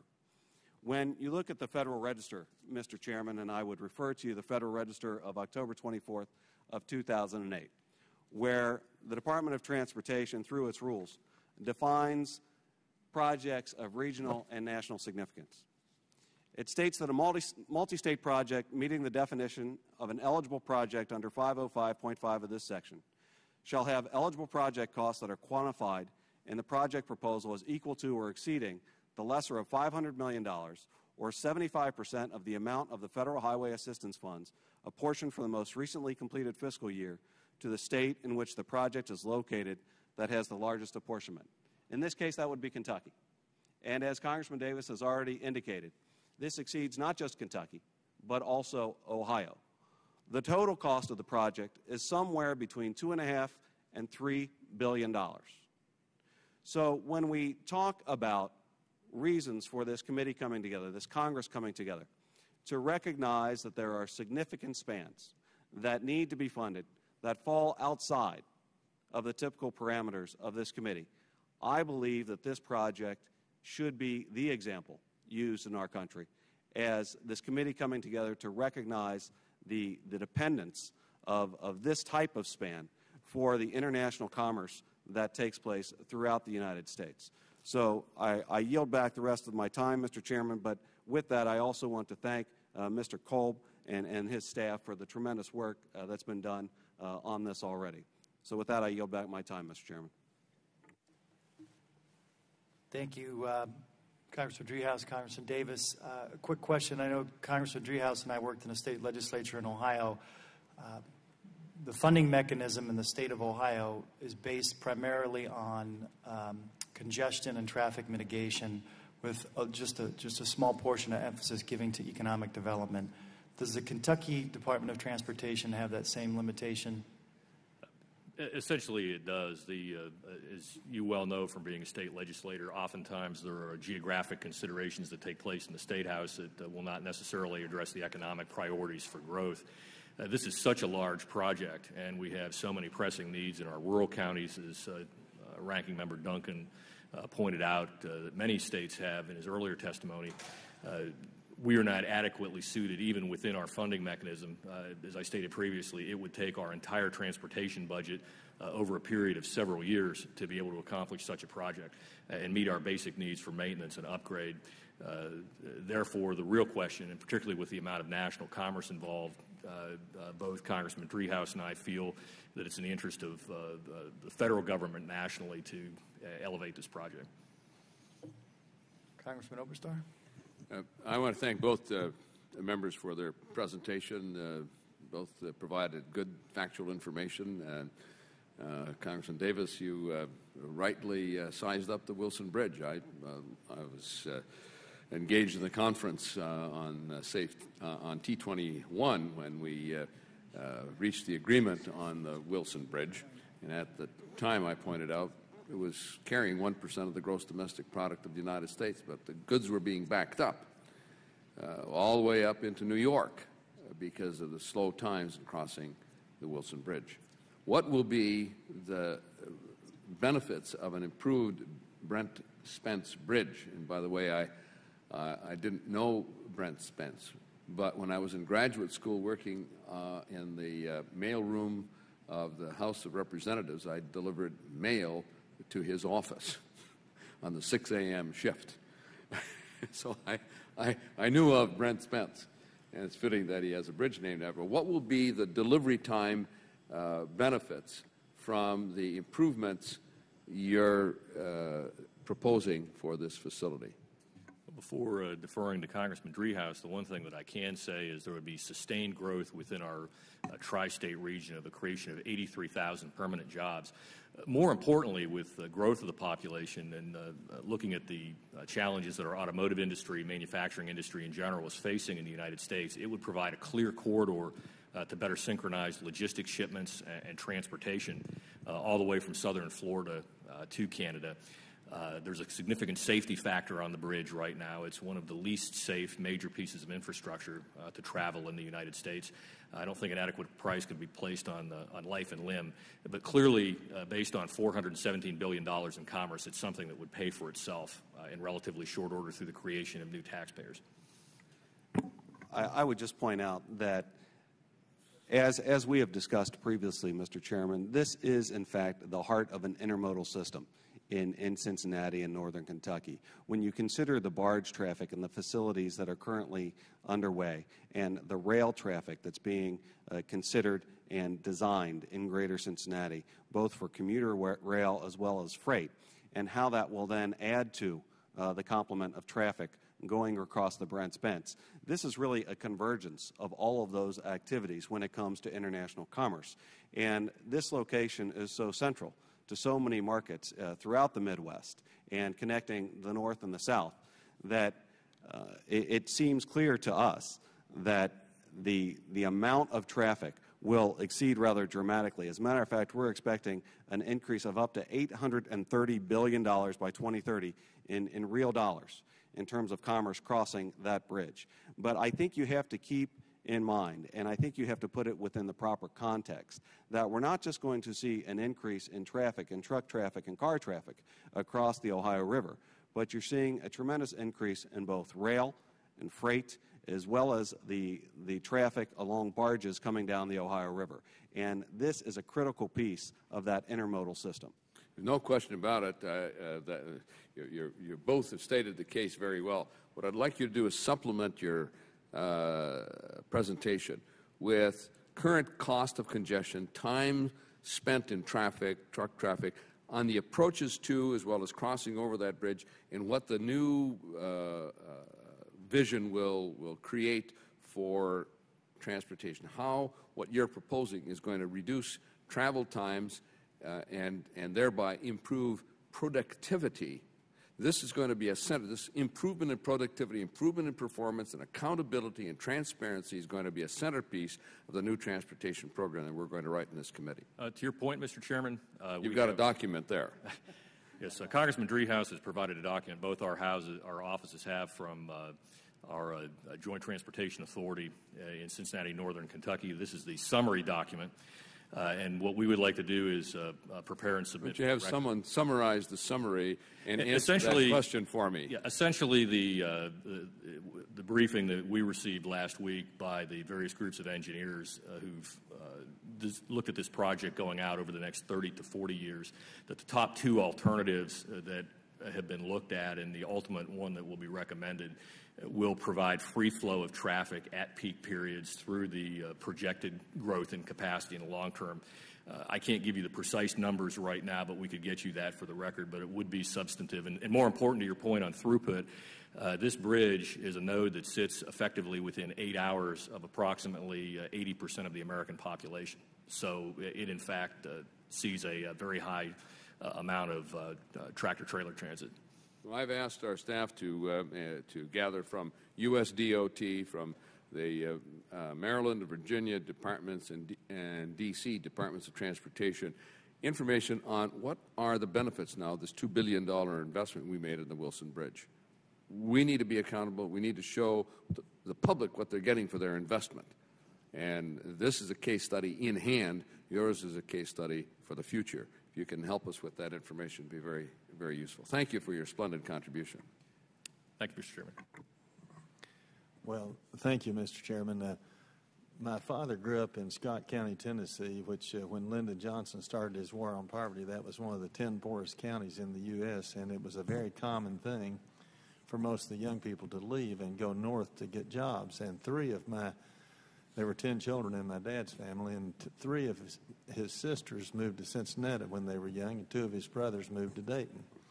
And so I have been up many, many times to visit aunts and uncles and cousins in that area. And in fact, we have so many relatives that this past summer we had a Duncan family reunion at Fort Mitchell, right, just very close to the bridge that you're talking about there. I've been across that bridge many times, so I know the need. One thing I did miss, though, maybe if somebody was talking to me, what is the total cost of this project? I didn't catch that. The total cost of the project is between $2.5 and $3 billion. 2.5 to 3. The request being made in this bill is around $800 million, which will allow us to begin construction and move forward over the next 6 years. Because we have design, that we need to purchase the right-of-ways, do some of the environmental assessments, but we believe this will get us well into construction with around $800 million in this bill. How come there's such a wide? I mean, $500 million is a pretty wide gap. There are 2 reasons for that. The first reason is the original range represents a couple of the different options that a broad consensus committee came up with, looking at the traffic options. And the second is largely driven by the economy. Fluctuations in the cost of energy and hence the cost of transportation fuel and steel and concrete or cement are going to be driven largely by the macro economy at the time. And so there's some projection for what the cost would be. Were those costs to substantially decrease, the bridge cost would decrease commensurately. How long would it take to complete the project? What's the estimate? We think it's about 7 years before the total completion. But just to supplement what was said concerning the costs, we're looking at an alternative that would be building a bridge parallel to the existing bridge. We believe that would be the lowest cost alternative in terms of purchasing property, especially on the Cincinnati side of the river. There's great concern that if you move the bridge further down the river, further west, that a tremendous amount of property would have to be purchased. Now, as it is, we have to look at a transmission facility currently owned by Duke Energy, and that has to be relocated. But we believe the alternative that's being proposed at this point, which is the parallel bridge just next to the Brent Spence, is the most cost-effective alternative. And we have to purchase the least amount of right-of-way under that alternative because so much of the right-of-way is currently controlled. All right. Well, thank you very much. Chair recognizes Congresswoman Edwards at this point.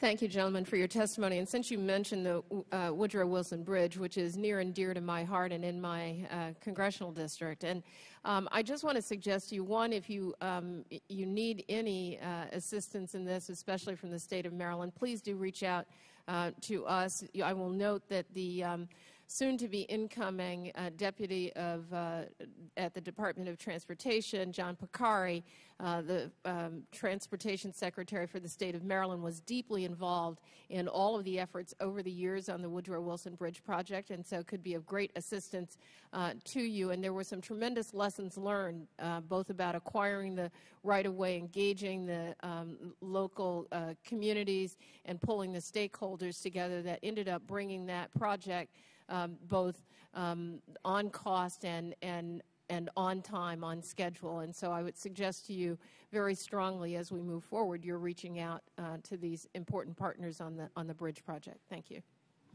Thank you. We would appreciate that.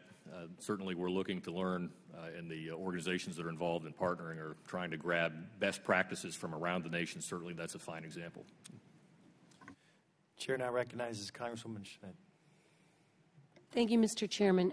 I just want to reiterate the importance of the redoing of the Brent Spence Bridge.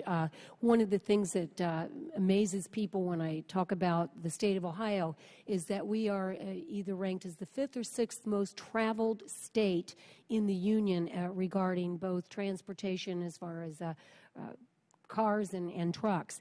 This bridge is not only functionally obsolete, but in order to accommodate the massive traffic that goes through it on a daily basis, they have widened the lanes to the margins. So if you have a truck or a car that breaks down, there is absolutely no place for that car or that truck to go.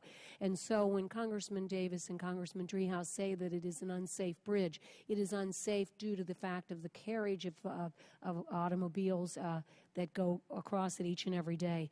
This is something that has been of major importance to the greater Cincinnati, Northern Kentucky area for well over a decade, and I strongly urge this body authorizing the money for the appropriations in the transportation bill for this very much needed project, because it is not only important to Northern Kentucky and to Ohio, it is really important to the folks from Canada to Florida. Thank you. There are no further questions for the gentleman. Thank you for your testimony. And the Chair will now call the Honorable Dr. Bill Foster.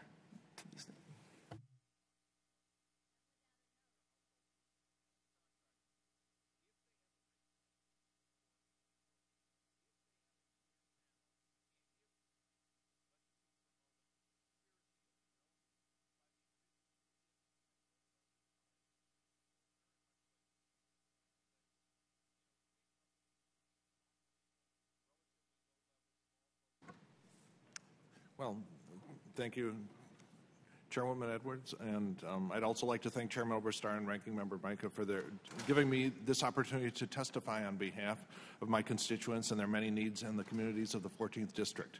This legislation could not come at a more necessary time for the people of Illinois, who are struggling mightily with deteriorating roads and little support from their government to maintain them. As I travel through my district, I repeatedly hear pleas for help in maintaining the basic roads that are the lifeblood of our economy. And I stand here on behalf of the people of Illinois and implore you for your support. The 14th District has many unique needs, given the wide range of communities within its boundaries. I have several exurban communities managing urban sprawl, including the 4th fastest growing county in the country. I also have a significant amount of rural farm areas that are having a hard time keeping up with the amount of heavy truck traffic that barrels down Main Street in place of the interstate to avoid paying extra tolls. It is for far too long, the residents of my district have suffered under a failed state government, which for 7 years has been unable to pass a capital bill. So for 7 years, almost new federally funded projects were started to relieve the congestion of a growing metropolitan area. In many instances, maintenance work was put off until the situation became so bad that the local towns had to step in and shoulder the bulk of the cost themselves. I wish to make a special note of Kendall County, which is the 4th fastest growing county in the country and projected to have doubled its population over 10 years. The influx of an additional 50,000 residents presents unique challenges in building the new infrastructure to accommodate all the new residents, along with the usual upkeep on existing roads. These communities have been held together through a series of patchwork efforts that are a testimony to the entrepreneurial spirit of 14th District residents and their representatives, but their efforts are not sustainable for long-term development.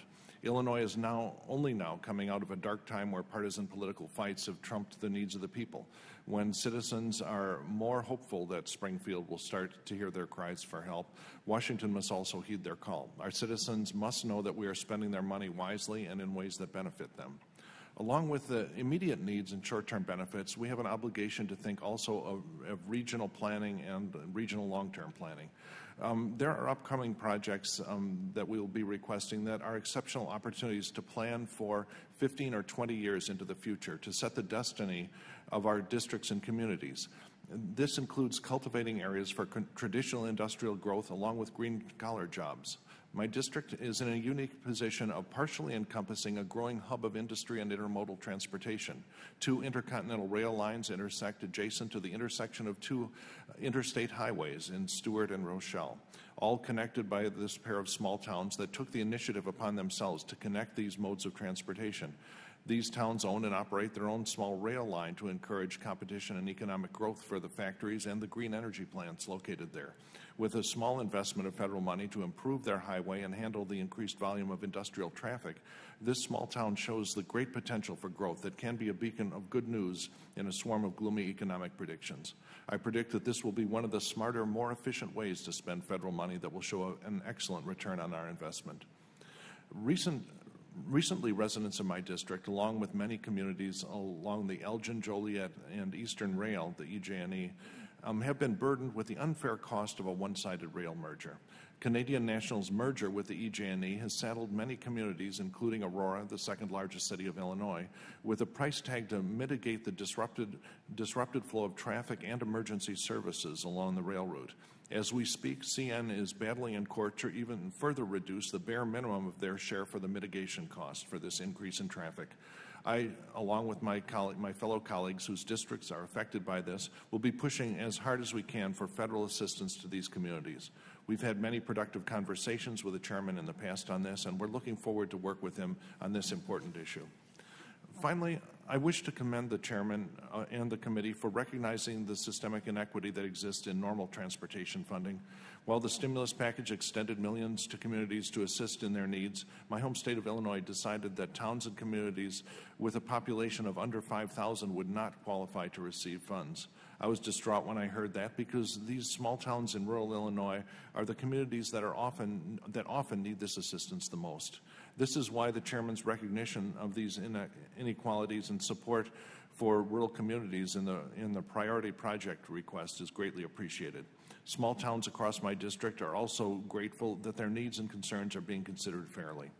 Well, thank you again for taking time to hear my thoughts and concerns. I feel privileged to be able to serve the people of Illinois in my capacity, and only hope that my efforts will bear positive results for my constituents. Thank you. Thank you, Mr. Foster.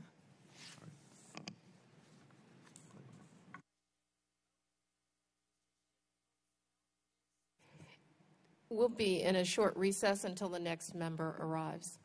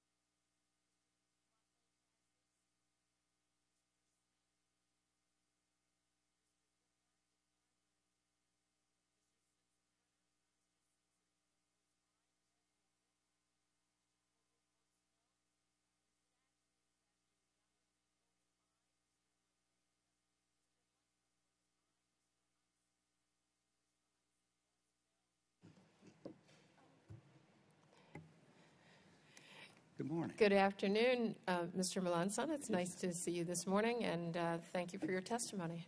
Well, thank you, Representative Edwards, Chairman Edwards. I appreciate the opportunity to be here. And if I could, I'd like to thank Chairman Oberstar and Ranking Member Mika, as well as you, for allowing me the opportunity to come before you today to advocate for Louisiana Highway 1's inclusion as a high-priority project within the next surface transportation legislation. First, I want to thank the committee for recognizing the importance of Louisiana 1 in Safety Lou a couple of years ago. Without the committee's significant investment in this high-priority corridor, LA 1 would not be under construction right now. I understand that the contractor is working towards bringing the new bridge into service as early as August of this year, and would hope that maybe some of the members of the committee might travel to South Louisiana to see this investment. To remind the members of the committee, Louisiana Highway 1 provides critical access to Port Fourchon, which is Louisiana's southernmost port and supports nearly 90% of deepwater oil and gas production in the Gulf of Mexico. While every member has infrastructure in their district that is important, few can boast the direct financial benefits that Louisiana Highway 1 offers to my district and to this country. A 2008 economic impact study conducted for the Greater Lafourche Port Commission and South Louisiana Economic Council concluded that a 3-week loss of services or access to Port Fourchon would result in a loss of nearly $10 billion in sales at the U.S. firms, a loss of over $2.8 billion in household earnings, and a loss of 77,440 jobs in this nation during that period. As we recall too well, the economic impact of a shut-in oil and gas industry, as we experienced after Hurricanes Katrina and Rita, make these findings more than just an economic estimate. We have felt the tangible harm caused when the Gulf of Mexico's oil and gas production was forced to stop after those 2 horrendous storms. As Phase 1 of the Louisiana Highway 1 project nears completion, my request to the committee this year is to assist in the construction of Phase 2 of the project. This next phase will extend the elevated highway from Port Fourchon within the levee system some 30 miles north to the city of Golden Meadow, Louisiana. This phase is estimated to cost $360 million. While I certainly do not expect that the committee will fund the entire project, but I can always hope, at this full amount, I hope that the committee will again recognize the importance of LA 1 as a critical energy corridor for this country. The committee's previous foresight enabled the construction of Phase 1 of the project, and we hope to build on that success in this reauthorization. I want to thank you, the committee, for this opportunity to speak with you today, and I look forward to working with you on this transportation authorization measure. Thank you, Madam Chairman. Thank you, Mr. Melanson, and I'll just remind you that as for many of our members testifying today, hope does spring eternal. Thank you. I thank you very much. The committee will stand in recess until our next member is available to testify.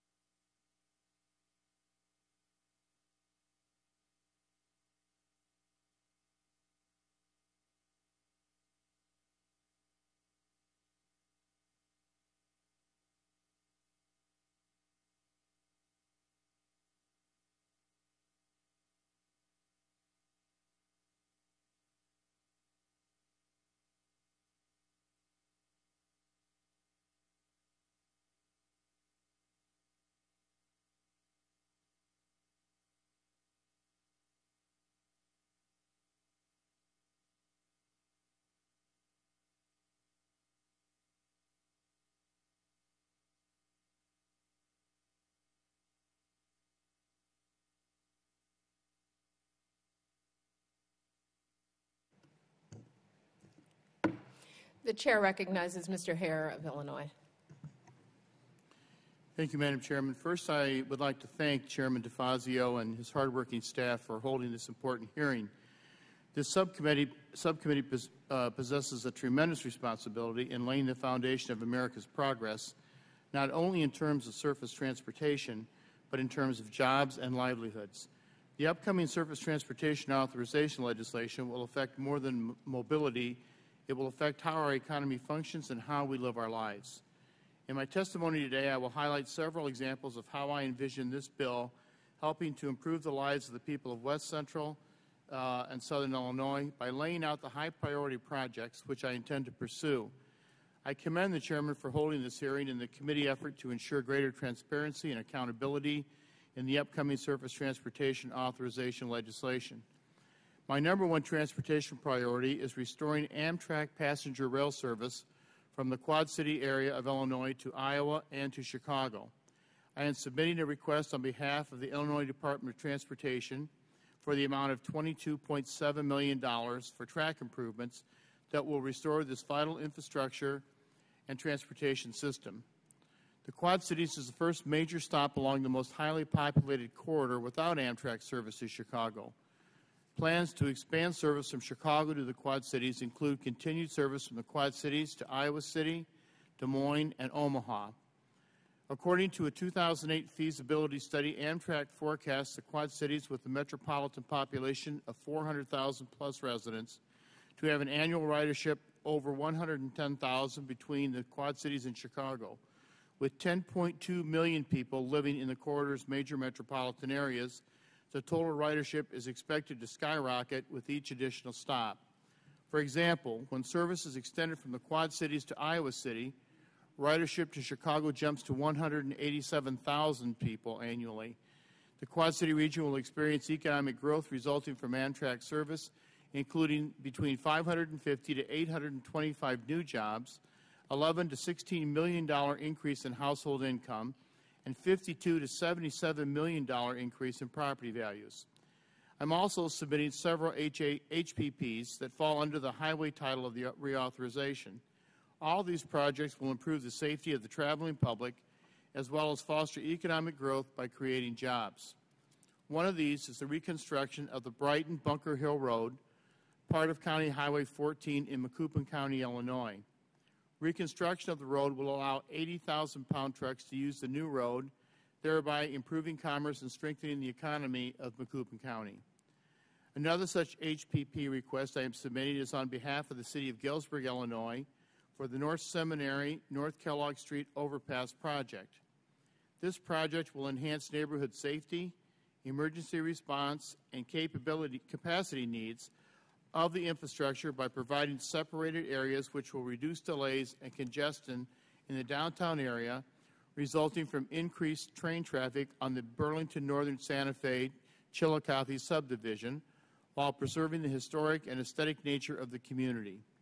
I will also submit a request for expansion of U.S. Highway 34 from Gulfport to Monmouth, Illinois, on behalf of the Western Illinois Economic Development Partnership. Highway 34, as it stands, is one of the busiest and deadliest two-lane roads in the state of Illinois. This two-lane road is used by large semis driving goods to and from a local ethanol plant and two distribution centers that are located along Highway 34. This road also connects Interstate 80 in Iowa and Interstate 74 in Illinois and is often used as a shortcut between the two interstates by semis, increasing traffic on this narrow road and endangering people's lives. On behalf of the 336 Coalition, I will submit a request for Illinois Highway 336 from Peoria to Macomb, Illinois. This project will provide the only four-lane facility through Fulton County and will connect the new Illinois 336 facility recently completed between Macomb and Quincy, Illinois, with Interstate 74 in the eastern and northern portions of the state. This new four-lane, 65 miles per hour facility will alleviate traffic congestion on Illinois 116, as well as several other two-lane state routes along the corridor. And lastly, I will highlight a project that is both regional and national significance, replacement of the Interstate 74 bridge, which I will pursue funding for in the appropriate title. The I-74 bridge corridor is extremely important to the commerce of the area, providing for movement of people and freight to employment centers, entertainment venues, and commercial and industrial sites, including the Quad Cities International Airport. This project will replace the I-70 bridge, which is functionally obsolete and has never met interstate standards. The spans were built sometime between 1935 and 1959, both for local interstate traffic, and were retrofitted to become Interstate 74 in the 1970s. The bridge has no shoulders and is carrying nearly 78,000 vehicles per day, but was designed to carry less than 50,000 vehicles per day. Crashes along portions of the Interstate 74 corridor exceed 3 times the national average for similar corridors, as described in the draft environmental impact. I thank you, Madam Chairman, for allowing me to insert my statement into the record. Thank you very much. Thank you, Mr. Hare. Are there any questions by members for Mr. Hare? The chair now recognizes Ms. Napolitano of California. Thank you, Madam Chairwoman. And thank you for allowing us to have some time to be able to discuss the high priority programs in our district. And thank Mr. DeFazio, Ranking Member Duncan, and fellow members of the subcommittee. I urge the committee to continue to designate and fund the most important project in my area, the Alameda Corridor East Grade Separation Project in San Gabriel Valley, as a project of not only regional but also national significance. And I'm also offering the remarks not only on my own behalf, but also on behalf of my distinguished colleagues representing the San Gabriel Valley, Congressman David Dreyer, Congressman Gary Miller, Congressman Adam Schiff, who also joined me in support of the ACE Alameda Corridor East San Gabriel Valley project. This is a project that runs out of the 2 ports, Los Angeles next to Long Beach ports, goes up into Los Angeles and then runs through my whole district, which covers 54 great crossings which are not separated. Only 20 are designated to be separated. The other 10 are scheduled for funding. The other 10 are in limbo. What that means is, although they may be able to increase the expediting of the handling of the unloading and of the vessels, they'll get to Los Angeles and then they're going to run into slowdown in my whole district because there are great crossings, 54 of them, to lead them out into the Inland Empire and to the rest of the United States. I certainly want to thank my colleagues on this subcommittee for the support of the Alameda Corridor East and San Gabriel Valley project in the past by designating both as a national high priority trade corridor and also as a project of regional and national significance. It handles 45 to 55% of the nation's goods. That means out of those 2 ports, the rest of the material comes to the rest of the United States. This corridor facilitates the movement of goods from those ports of Los Angeles and Long Beach through the San Gabriel Valley to, of course, the rest of the waiting business in the nation. As Congress seeks to encourage national economic recovery, significant infrastructure in transportation projects will play a key role in creating much-needed jobs in the construction sector. The Alameda Corridor East San Gabriel Valley grade separation projects will not only create jobs, but will help unclog the trade corridor bottlenecks at the leading freight gateway for our nation. In fact, excuse me, projections show that the grade separations will eliminate 300% increase in auto and truck traffic delay at crossings, resulting up to 160% increase in rail traffic and a 40% increase in vehicular traffic. Now, understand that currently there are 80 trains a day going through my whole district. This increase is going to be to 120 trains per day crossing 54 street crossings, and only 20 someday in the future will be separated to allow traffic to go through unrestricted.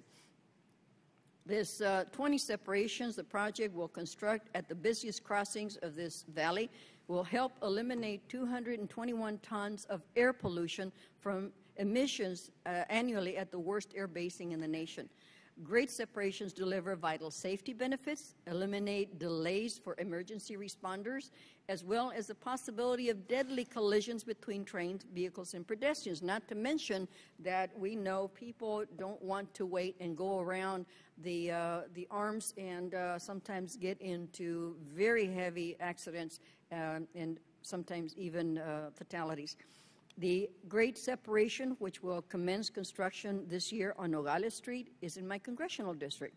This will eliminate the potential for crossing collisions, which are projected by the Federal Railroad Administration to occur at this crossing once every 4 years. They've already done the math. Committee members and leaders are justifiably concerned that the federal commitments made available through prior transportation authorizations legislation remain little used or dormant. I share that concern, and I am pleased to report that the Alameda Construction Authority has expended or obligated 95% or more of the $135 million in federal funds made available through the T21 legislation, with the remainder of those obligated next month. Of the more than $65 million made available through Safe TLU, the ACE Construction Authority has expended or obligated 65%, with the remainder to be obligated by early fall of this year. The ACE Construction Authority has a commendable record in completing projects on time and on budget. It has made significant progress toward completing the first 10 grade separations in the ACE San Gabriel Valley program. While most projects around the country will request an 80% federal commitment toward the total project cost, the ACE Construction Authority is only requesting 40% federal share of the $954 million project. They've already secured significant local, state, and railroad funding commitments to help deliver the grade separations projects through construction completion. The authority can complete the next 10 grade separation projects in its program by the year 2014 if $345 million is secured. I would like to enter into the record, Madam Chairwoman, a number of letters from the councils of government and other entities that support and sustain the information I have just revealed to the subcommittee, and I'd like to have it entered into the record. Without objection. Thank you. Thank you for your attention, and I certainly stand ready to work with my colleagues as we proceed with drafting transportation program authorization legislation.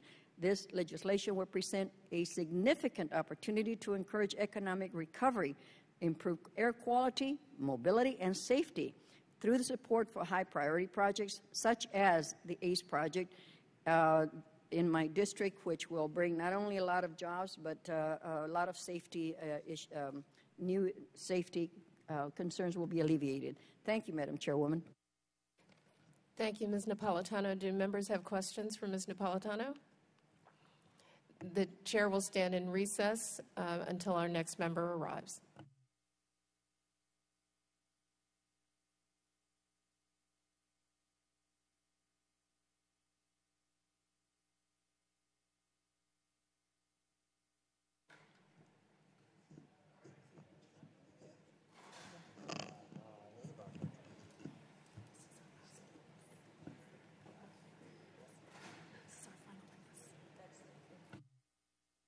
The chair recognizes Mr. Schrader.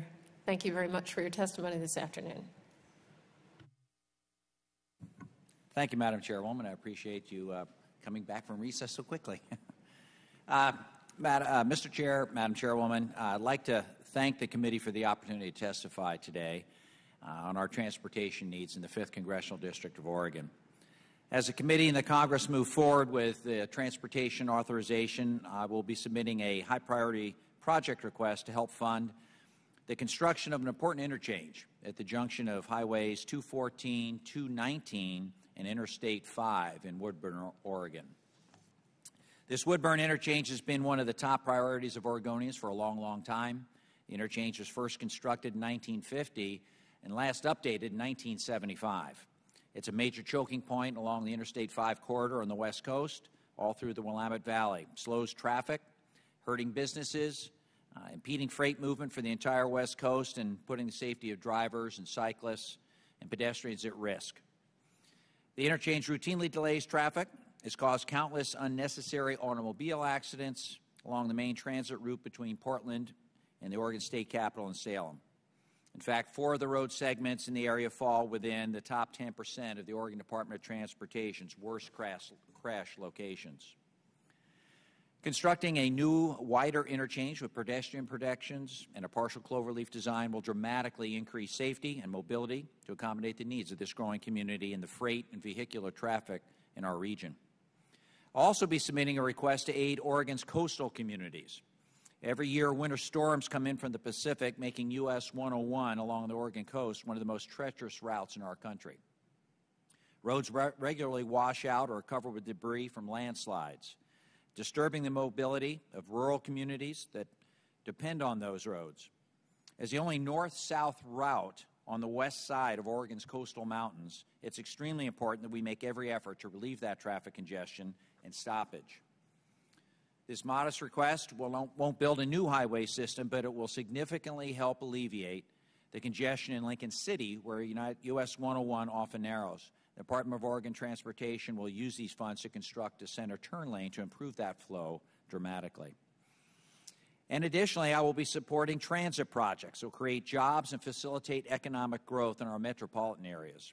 Our state's historically been a leader in progressive solutions to our country's transportation network issues, particularly in the developing and use of light rail and streetcar transit operations. Light rail systems in the Portland metropolitan area are vital to the continued growth of the region. By authorizing and appropriating funds for the expansion of light rail and streetcar lines in this region, we will build upon the investments we've already made in the American Recovery and Reinvestment Act. We will immediately be creating jobs, both in the new construction as well as in the burgeoning long-term employment from industries in our area supported by the light rail and streetcar systems of metropolitan Portland. Working with local transportation authorities to bring light rail lines south from Portland to Oregon City and streetcars from Portland to Lake Oswego will create new trade corridors where the convenience and mobility of a well-designed public transportation system will lead to economic growth and job creation on both sides of the Willamette River. I'm giving these projects and others like them high priority status because they will provide a demonstrable and achievable benefit to the region both in the short and long term. Improving the flow of traffic along the Interstate 5 trade corridor and US 101 will facilitate the flow of goods and capital. The expansion of clean, efficient, and reliable public transportation in the densely populated Portland area will facilitate the growth of our economy and provide people with the opportunity to find and work in steady employment. I've considered these priorities very carefully, and I ask the committee to fund them and others like them. And I thank the committee for hearing me today and considering these requests. Thank you very much.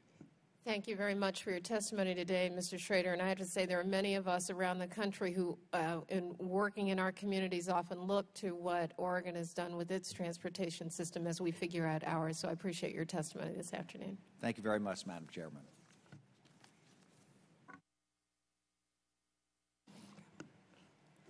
The committee stands in adjournment.